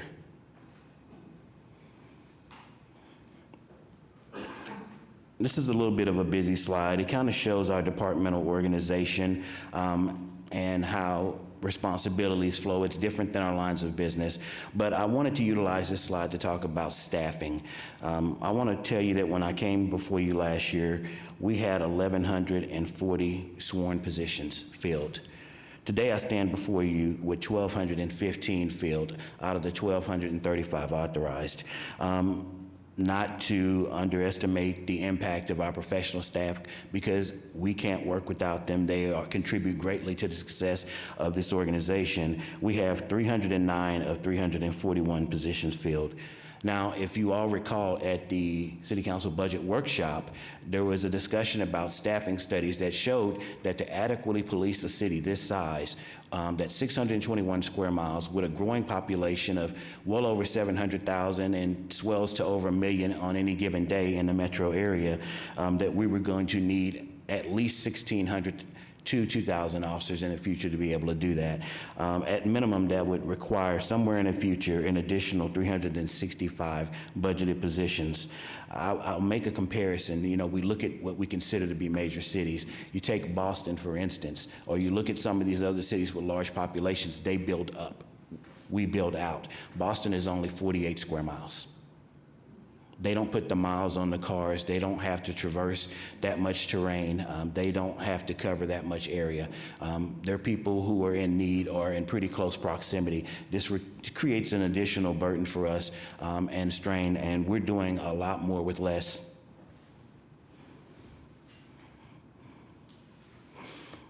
I mentioned members of the command staff being here, but I want to take a personal moment to thank my executive staff members who are here. What you're looking at is 193 years of police experience between all of us. And I don't take that lightly. It's a lot of commitment that's been given, sacrifice, and I want to acknowledge them individually. The Administration Bureau is run by Deputy Chief Vashina Butler. The Investigations Bureau is run by Deputy Chief Jason Samuel.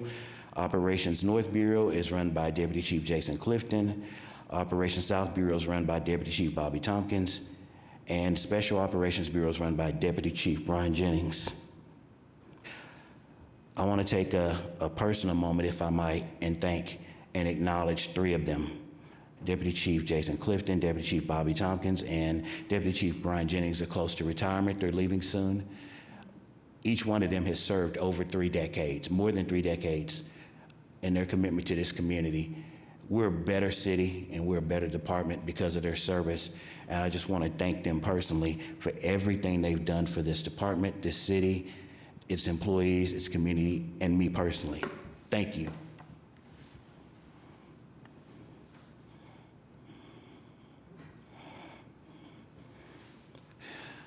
Now we'll move forward and look at some of the budget changes. Again, we know this is going to be a tough budget year with required reductions for all city departments. The police department was asked to reduce our general fund budget, base budget by 1.4%. I also want to remind you that we rolled into this budget cut already with 20 positions frozen from the previous fiscal year. That's not figured in that 1.4%. So as we look at these changes, I'll start with the reduction in jail contracted services. We contracted with Cleveland County Jail at a lower rate than we were paying Oklahoma County, and then we significantly reduced the contract for the Oklahoma County Detention Center for a savings of $301,000. The reallocation of funds for supplies and services and equipment was something that we were able to do because we realized that we had extra room in the police sales tax fund, and we were able to reallocate services and equipment to the tune of $850,000, which creates an additional savings to the general fund. Airport police services revenue increase. So this is interesting. We have an MOU with the airport for police services, and in the past that was figured out, the reimbursement was figured out by estimates. We both agreed this year that per the MOU, it needs to be actual costs, and so we'll be reimbursed an additional $630,571 this year. And last but not least, is something I'm gonna dive into a little bit deeper later on, but special events revenue enhancement is going to be a ordinance that we're proposing for chargeback for special events.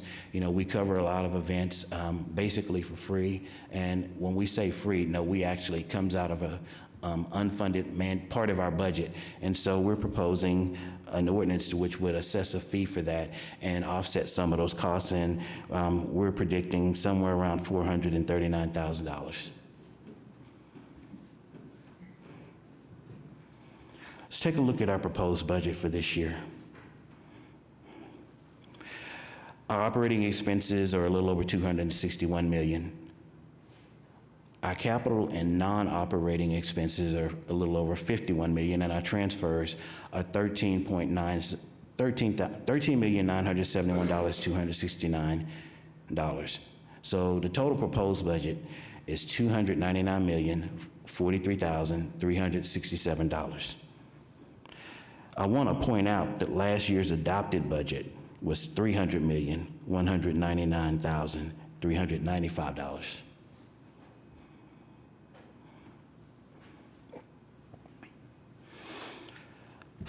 Looking at our budget by classification, I have this slide up for just one reason. As you can see, personal services is 70.8% of our budget. That's people. That's employees, salaries, benefits. The majority of our fund goes to staffing people and serving our community. We have less than 30% of our budget to meet all our other needs. Looking at our budget by source, you'll see our two largest sources are going to be the general fund and the police sales tax fund. Those numbers are printed for you, $191 million in the general fund and just under $75 million in the police sales tax fund. Some of our other sources are the MAPS for Use tax fund, our other fund, and the emergency management fund, 3%, which is basically 911, and that funds staffing as well.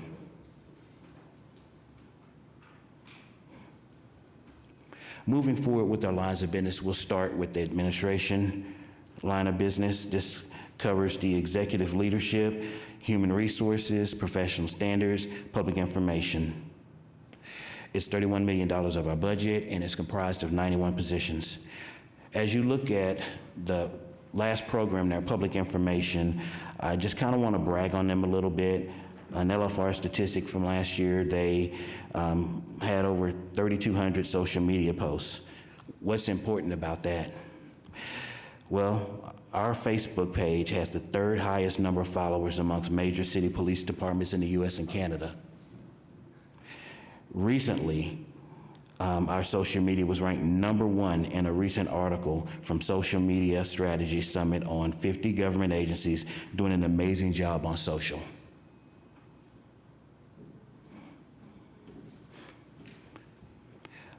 One of the most important aspects of this line of business, and is near and dear to my heart, is wellness.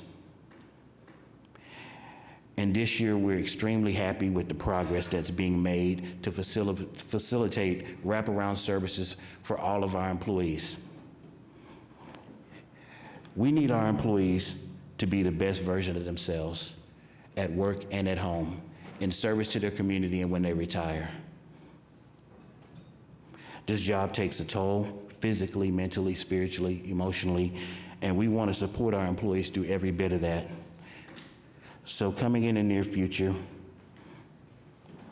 we have the Cornerstone Wellness Facility, which will house, which you've already heard about, the Pro Team Tactical Performance, which is physical therapy for our first responders, police, and fire. What's important about them is they treat our employees as tactical athletes. They understand that job that we do, the physical demands, and they get us back to that point faster and more efficiently. They've been used in over 50 cities, and the success rate is phenomenal. I'll just give you a couple of quotes. Indianapolis Fire has been using them since 2018, and they've seen a 44% reduction in workers' compensation costs.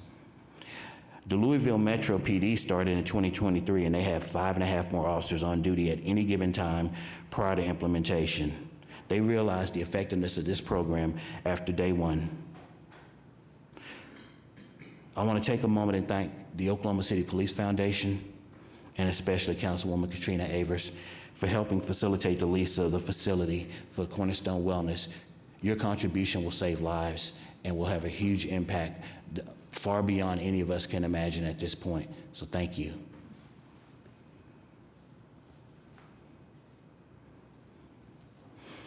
As we move forward with wellness, I want to discuss something that some of you are familiar with. It's called the 49 Project. And I'll tell you a short story. We lost 3 employees in the last few years, all at the age of 49 to cardiac issues. If it's predictable, it's preventable. And members of our wellness unit took that personal and challenged themselves and challenged us to find a way to combat that and give our employees and their families a better quality of life. They started hosting wellness health summits in different locations around the department throughout the course of the year. A couple of years ago, this was the 2nd year. This year we saw a 37% increase in participation. It culminates at the end of the year with one annual health summit.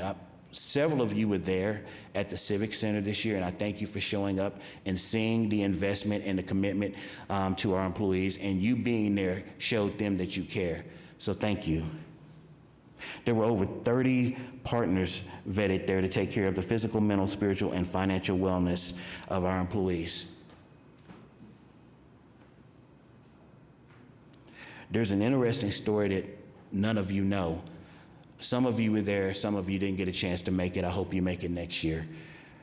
But we had an employee walk in, and we don't know his name because it's anonymous, and he was in a hurry, but they convinced him to do a health screening, and they immediately detected that he was maybe a couple of weeks away from a fatal cardiac issue, and they were able to get him to the medical providers he needed to prevent that.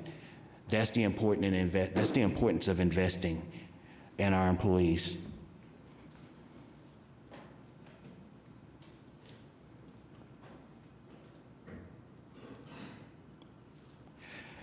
The administrative line of business also encompasses the current and emerging technology that we're utilizing in this department.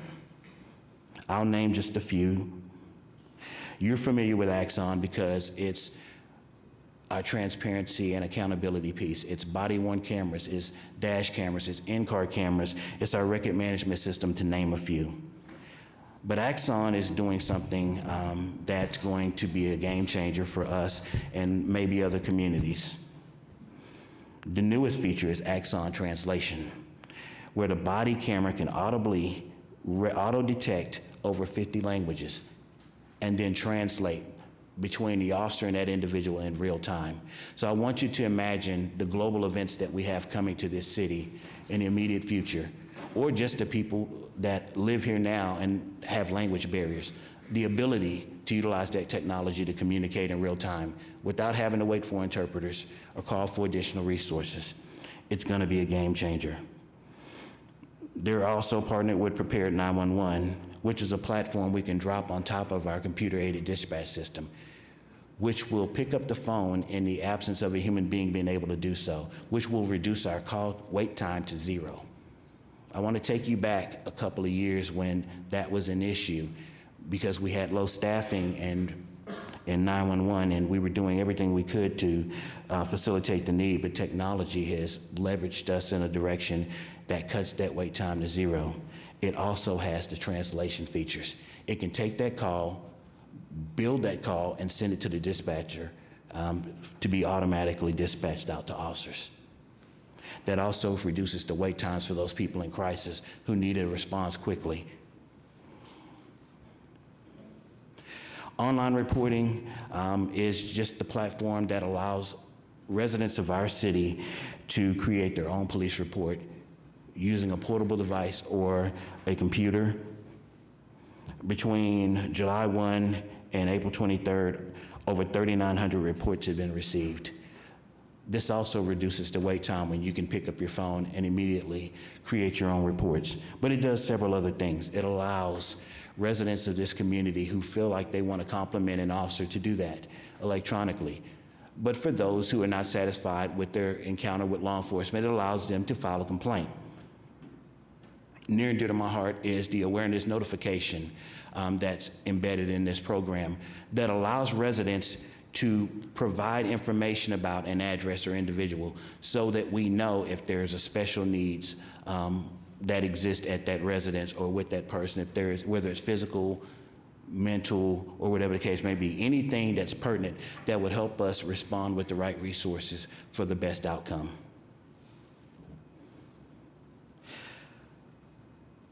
Chief Kelly did an amazing job talking about drones as first responders. Currently, we have 36. The goal is 50. Again, we have 621 square miles to cover. This is a force multiplier for us. We're currently ranked 3rd in the country in drones, number of drones as first responders, behind New York and Las Vegas. And I don't know about y'all, but I'm a little competitive. I would like to be number 1. Not for ego's sake, but for the sake of our community who needs that rapid response. Chief Kelly did a phenomenal job of describing how someone in our Arctic or someone on their end in dispatch can fly a drone, get there first, give us realistic feedback on what's occurring so that we could send the right resources. It is indeed a game changer. And again, it's a shared resource between us and fire.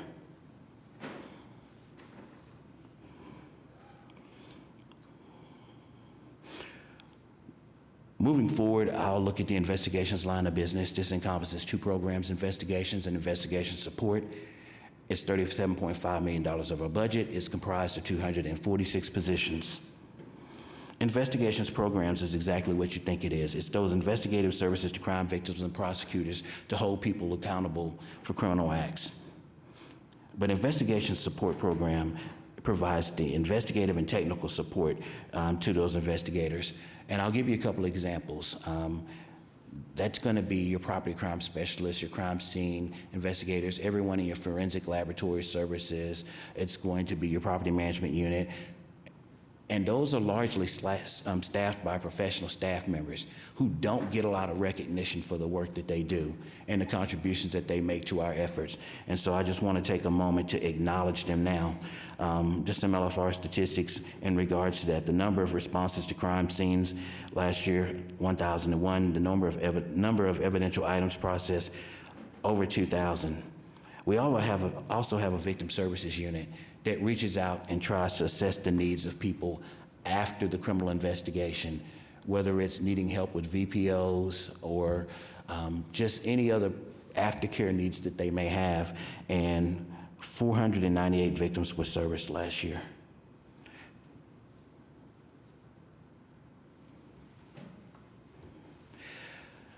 So whenever I travel and people hear I'm from Oklahoma City and they hear what I do for a living, they always ask me that one question, and I'm sure you get that same question.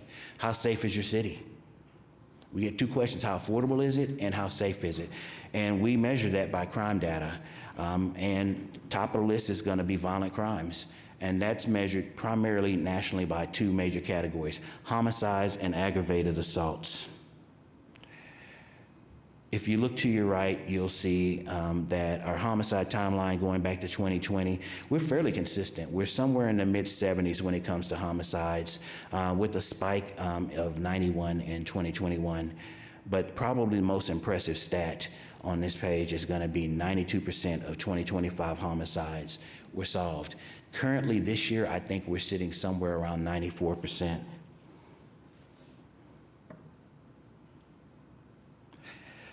I want to tell you that this number is subject to change because we don't give up on cases. I wanted to highlight two cases that are already solved in 2026. There was a 2003 stabbing that occurred. DNA analysis was able to identify a suspect who is now being held accountable for that crime. We also saw the 2021 homicide where a subject was stabbed multiple times inside of a bar. The suspect was identified. It was determined he was in DLC custody, but was going to be released this summer and probably would have been back in our community, never having been held accountable for that crime and posing an additional threat to our community. But now there's a new warrant authorized for murder charges, and he will be held accountable for that crime. So it is my hope that that 92% rises over time because we continue to work these cases to the best of our ability. And although we focus on violent crime, property crime is just as impactful. There is a feeling of violation and a loss of safety that occurs when your property is taken from you. We're so serious about it that we created a property crime specialist group, an entire unit, 16 individuals who focus solely on that. They're professional staff members. They show up and they give you first-class treatment. You know, I think a lot of people are surprised when someone shows up and they actually have the time to hear their story, dust for prints, do DNA swabs, take photos, anything and everything they can to hold people accountable. Here's a very unique LFR statistic for you. We clear 31% of property crimes. That doesn't sound impressive to you, right? Until you hear the national average is 8. We are far and above what other people do and how seriously we take crime in Oklahoma City. But I had them place another stat on this slide because I think it's important. I talk about it all the time publicly. And it's the number of firearms stolen from vehicles. If you go to our Facebook page, you can see we track that number in real time so our community is aware. 398 firearms were stolen from vehicles last year. Here's an even more startling fact. 270 of those cars were unlocked. I would challenge you to ask yourself, is there a correlation between those stolen guns on the property crime slide and some of those crimes we see on the violent crime side? I think yes. So this is my plea to the public. Please do not leave guns in cars. And please, lock your cars regardless.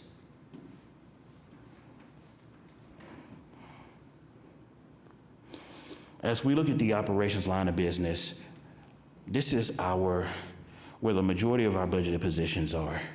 It's patrol, 911 communications, youth services, crime prevention, and awareness. It's $141 million of our budget, and it encompasses 908 positions.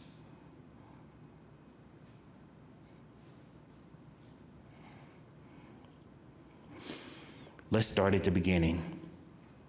The first step in returning chaos to calm is going to be those people working in 911. They're extremely busy, as you can see. 1.31 million calls serviced last year. Approximately 430-something thousand, I think 432,000 were police calls. 21,908 of those were life-threatening calls. Those are going to be our priority one calls, which means there's immediate danger to life safety. But here's the stat I want to pay attention to. Mental health calls, 68,095 calls last year. That's a reduction of 27% from the previous year. Why is that? We started looking at best practices for best outcomes and utilizing additional resources in order to respond to crisis. We have an amazing partnership with mental health providers around the city, co-responder units. We also, we've encouraged people to use 988 when it's not life-threatening and there's no significant threat to anyone's safety. But the biggest game changer, mobile integrated health, the fire department.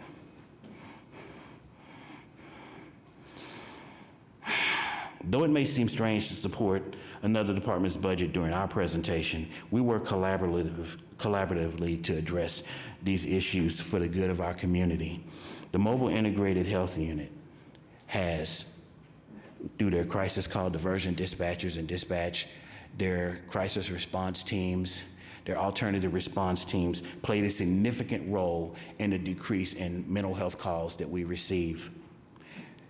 When you give people the right resource the first time, you eliminate those repeated calls from that same person who's untreated and continues to cycle. They've been a game changer for us, and I just wanted to take a moment to thank them for being visionary enough to jump into this space. They're great partners to work with. It's a great program, and I 100% endorse it, and again, ask that you fund mobile integrated health. We also play a part in that because our mental health training, although you're aware that we have 200 budgeted positions for the CIT program, CIT team, that's not the total number trained. As of this date, currently there are 582 of us trained, including myself. When class 154, which is currently in the academy, graduates, there'll be 634 CIT trained officers. And I think it's making a difference in us recognizing people in trauma and applying those resources. And those resources are becoming more prevalent and online and helping us.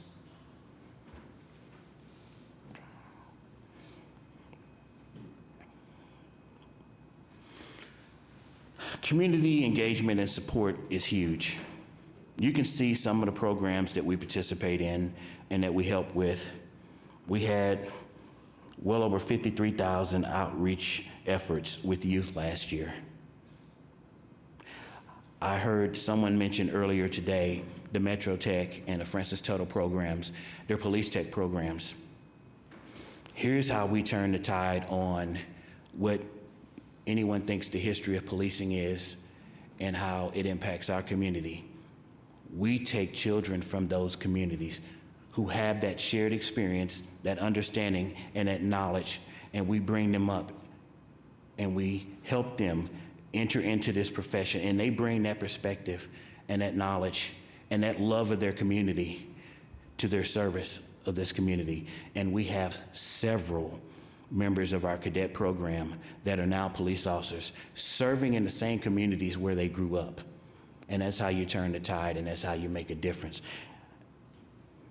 I also want to point out that the city has a homeless action plan, and we have a homeless outreach team that offices with the Key to Home Partnership to support those efforts. And Triad is all the way to your right, and I want to take a moment to talk about Triad. Triad is our senior outreach efforts. It's our program to reach out to our seniors who, as they get older, their resources or access to resources change, and they need someone to help fill that gap and access those resources for them or make them aware. They also need that feeling of safety in their communities as they get older. They're often the people that we don't hear as often, that we don't consider when we look at the big picture, but they play an important part of the history of this city, and they deserve the best resources and police services that they can receive from all of us. And so we're very proud to work with them and try to meet them where they are and meet their needs. I wanted to take a moment, and we work with so many people, but there were 3 in particular I wanted to thank for the work that they've done this year. Sunbeam Family Services and their work with seniors, especially grandparents raising grandkids. The Police Athletic League Board, who helped make extracurricular activities available to children all over the city. And the Alpha Community Foundation, who took an elementary school in my old district where we used to put up crime scene tape, and they built a community center. And they're doing everything they can to give kids healthy choices and opportunities, as well as other members of the community. I want to thank them for their contributions and their collaborative efforts with us to help change lives.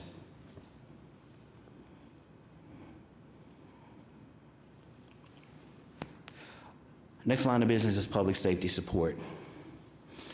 You can see the programs.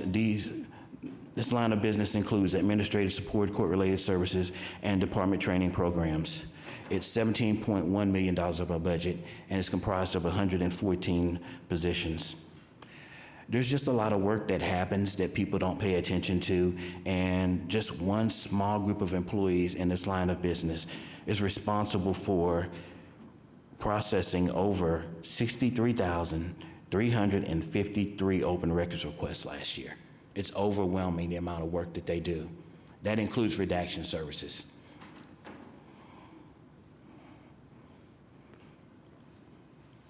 Training is a big part of this line of business. Class 152 graduated with 54 recruits. They finished the field training officer program, and they're actually out patrolling the streets now, currently, as we speak.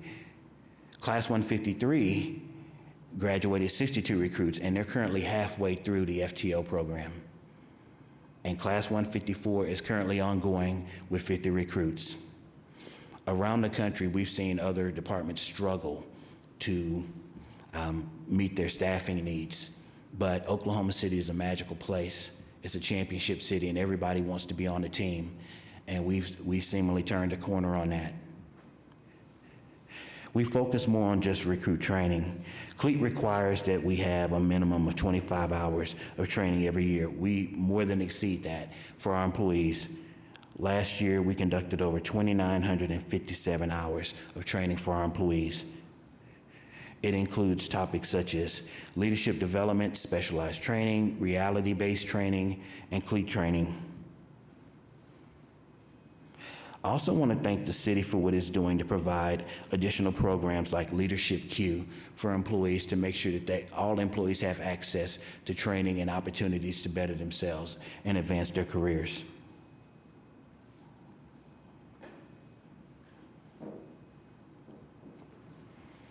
Next, we'll look at the special operations line of business. This is uniform support and traffic safety, special operations support, special protection events, and emergency response. This is 34.3% of our budget, $34.3 million of our budget, and it's comprised of 218 positions.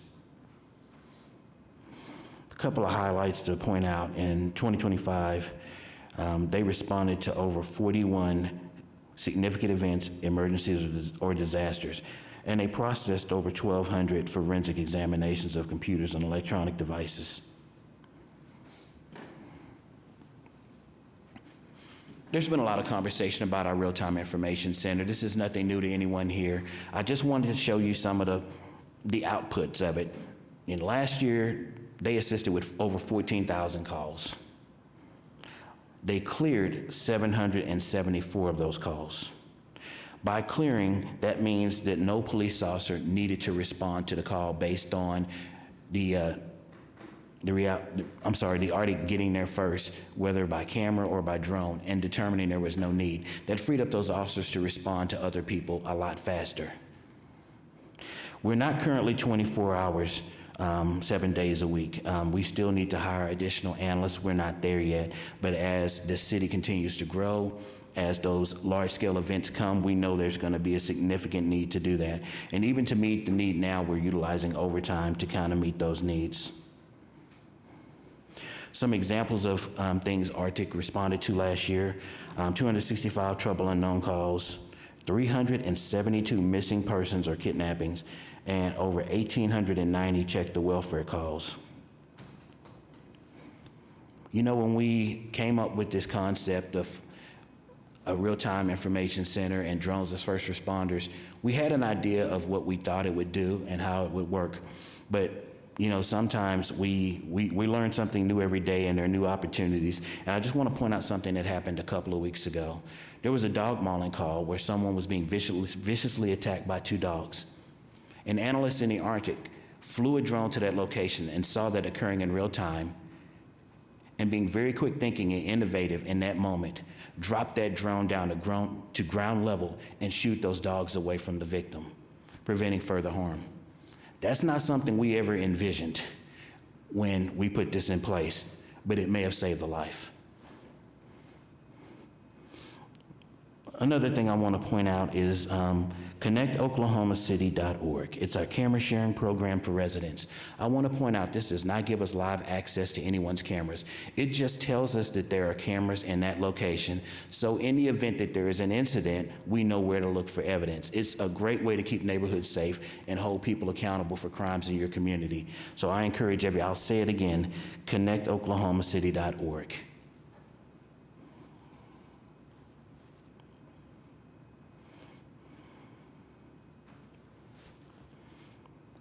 Special event staffing. You can see from the pictures, there's a championship parade. What a wonderful day for most of us. It was a long day for some of us, extremely hot, but what a wonderful time for our city, right? We had a championship NBA season. We had a championship celebration, and everybody showed up primarily as the best version of themselves for this event. But let me tell you, it was a big lift.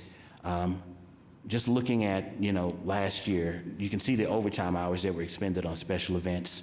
You could see that we're just under $2 million in overtime. I want to point out something, as you look at some of the events, the College World Series, we have that every year. LA 28 is coming to Oklahoma City.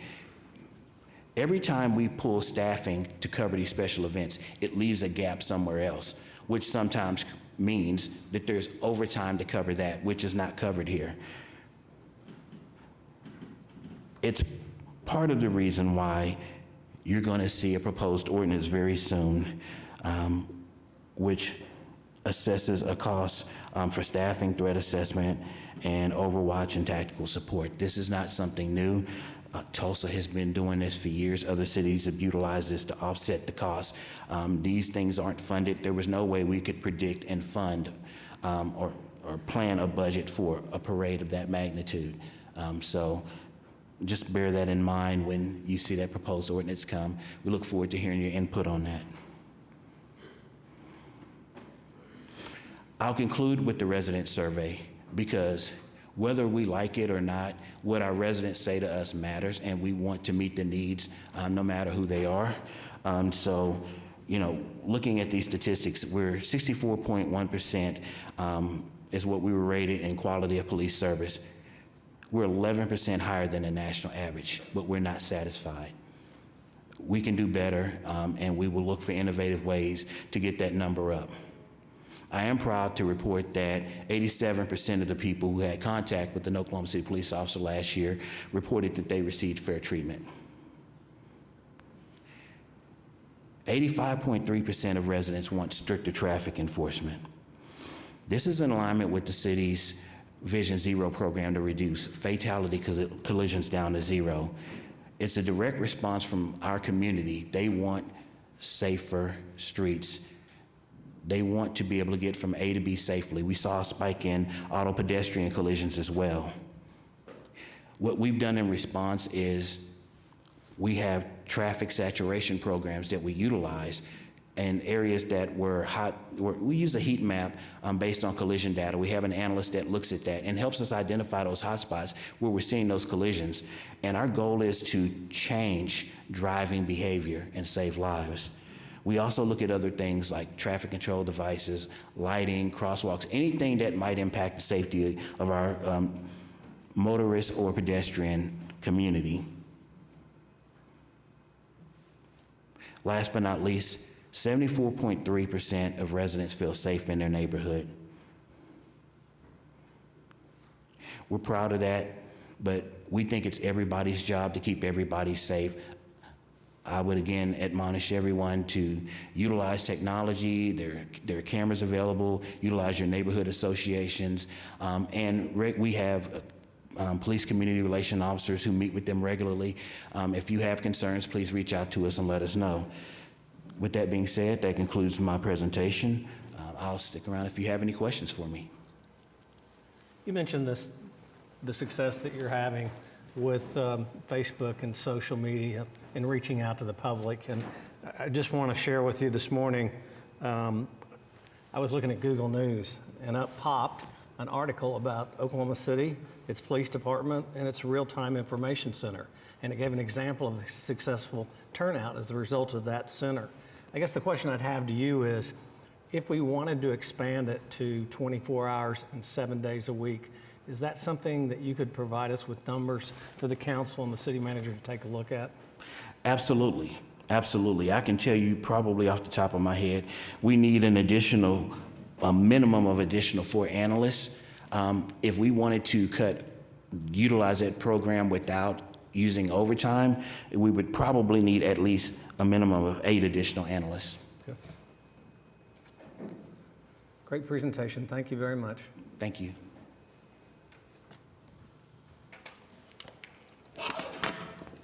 So how much would those 8 additional analysts cost? I don't have the exact cost for that, but I can get that for you really quickly. Okay, thank you. Hi. I made it back. Thank you. Yes. And I can't wait to watch the fire presentation. Thanks for yours as well. A few items.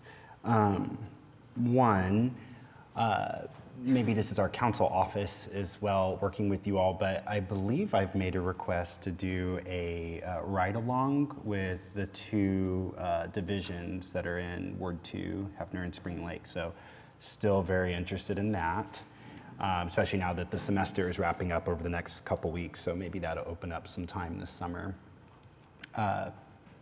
2, I share your enthusiasm to no one's surprise for the mobile integrated health, and I appreciate the collaboration and the kudos that is happening between you all and fire.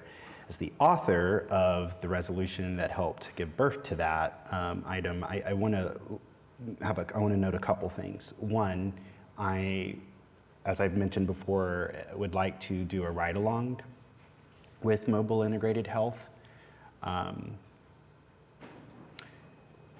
If I can rewind us back to 2006, when residents were asking for that intervention in terms of the unfortunate fact that someone with a mental health condition finds themselves 16 times more likely to end up dead during an encounter with law enforcement.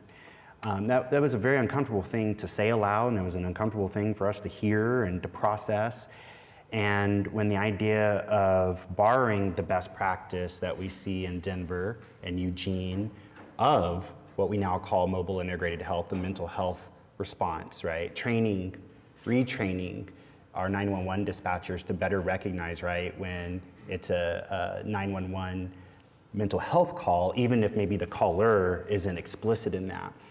When those ideas first appeared at this council, there was enthusiasm on the one hand, but a disbelief it could work on the other. Incredible pushback. I mean, city manager is nodding his head over there. The intense conversations that I've had with Craig Freeman on this topic have forged us in fire, right? We don't always agree, but we have had some incredibly intense conversations that have in fact given birth to this work, this program, and the data speaks for itself, right? 27% reduction? 27% reduction. I know we're in an era of budget cuts. Austerity will never be the answer to crime prevention and public safety. And as we've just heard Councilor Stonecipher bring the idea to us of increasing the real time, I would and will, until my last breath on this earth, advocate for this council to increase funding for mobile integrated health. If you want to see that 27% number keep improving, that's the answer. And I'll die on that hill, right? I remember your predecessor, his wife, I believe, was a teacher, right? And that was the way into this, because she, like me, a former middle school teacher, we know that teachers have been asked to become mental health providers. And in the same way that the society didn't fund access to mental health care and counselors, they put those responsibilities on teachers and they put it on law enforcement. And the time has come to stop that, right? It will make your jobs safer, and it will make our residents' neighborhoods safer. There has got to be a way for us to look at these numbers, these budget numbers, and figure out the increased funding for mobile integrated health. It is the equivalent of having a patrol officer out there. I just can't stress this enough. My whole life's work has been studying media violence and the root causes of real life crime and violence. And when hearing you as the chief of police get up here and applaud FIRE, which houses mobile integrated health, and to see those statistics, that just feels so good to be able to go back to Ward 2 and tell the people who protested, who wrote emails, who called this offices during that horrible summer of 2020, to go back and say, I have good news. I have good news. So this is important. If we're gonna talk about real-time increases, then right alongside that must be conversations about increasing the capacity of this outreach. Our residents' lives depend on it. Cannot be any more serious than that.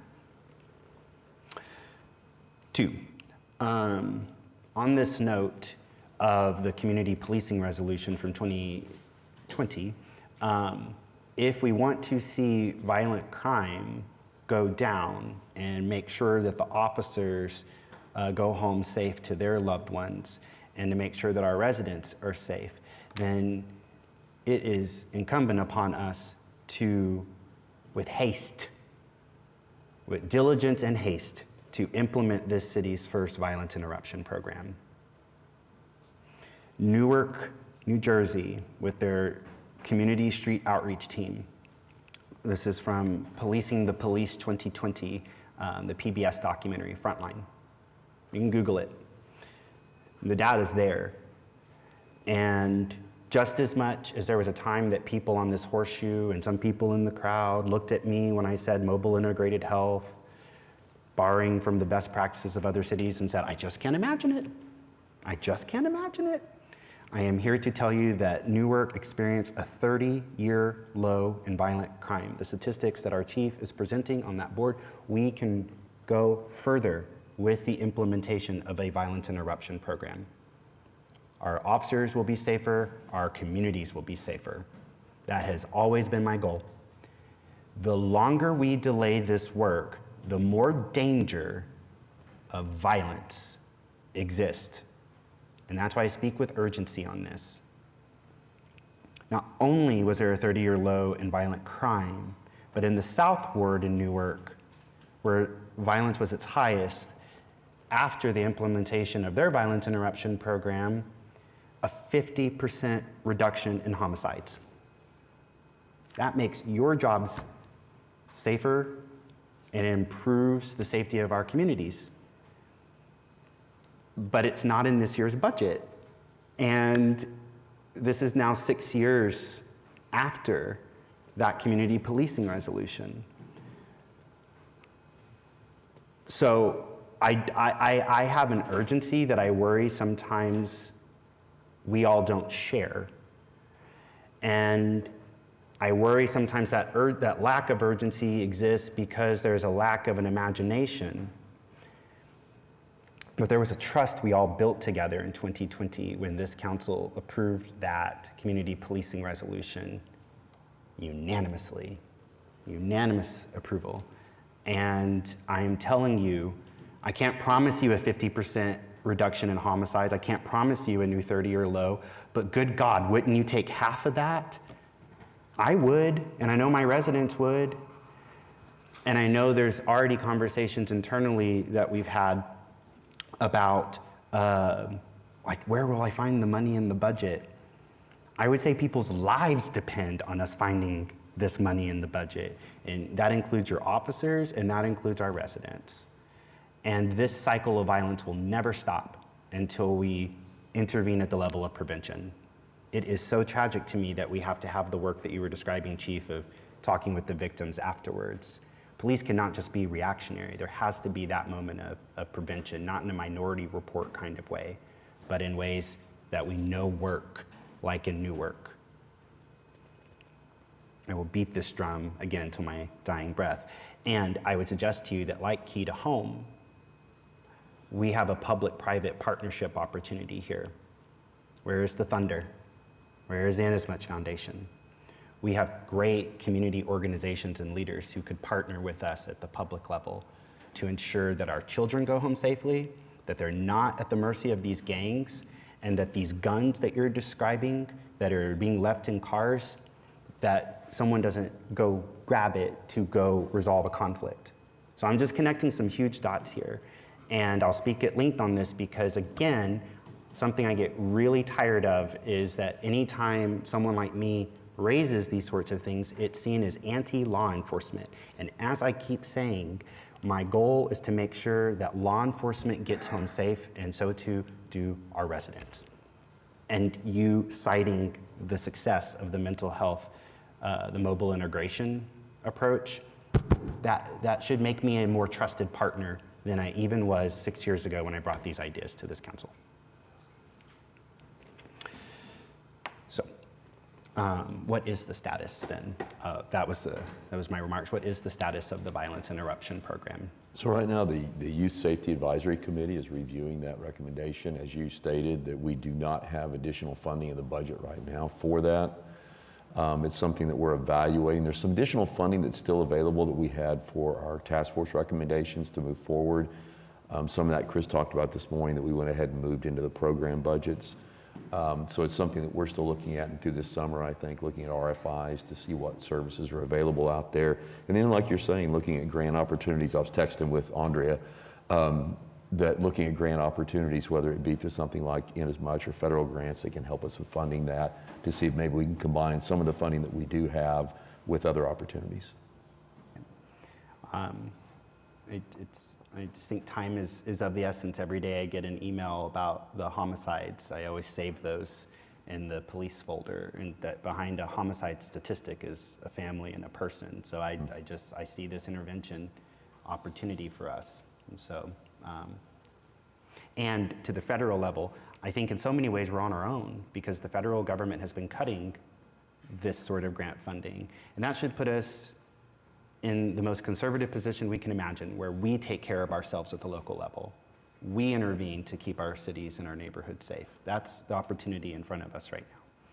So, but Chief, thank you for your presentation. Thank you for the collaboration work that you're doing with fire. And I look forward to those ride-alongs. Thank you. Thanks, Chief. I'll just add one thing, and that is, it's just a real quick brag for you, and I haven't gotten the opportunity to share it with other council members, but I've been at a couple of national meetings lately, and people didn't know who I was or why I was asking, and I was really just being curious. But I've heard incredible recognition of the Oklahoma City Police Department in multiple national forums for the Mobile Integrated Health Program, for the First Responder Wellness Program being top 5 in the nation, and then the Drone First Responder Real-Time Information Center literally being the cutting edge and leading the country in integrating technologies and capabilities. So thank you for continuing to lean in and to try to think about how we can do things safer and smarter, and we can see the difference. Thank you. Well, thank you all for your support and all that you do for our city and for our police department. Thanks, Chief. Thanks for the team. Chief, thanks for always being there. Thank you. And if Chief Kelly hadn't skied out because he's a quitter. Oh, I didn't say that out loud. Them too. With that being said, we're done.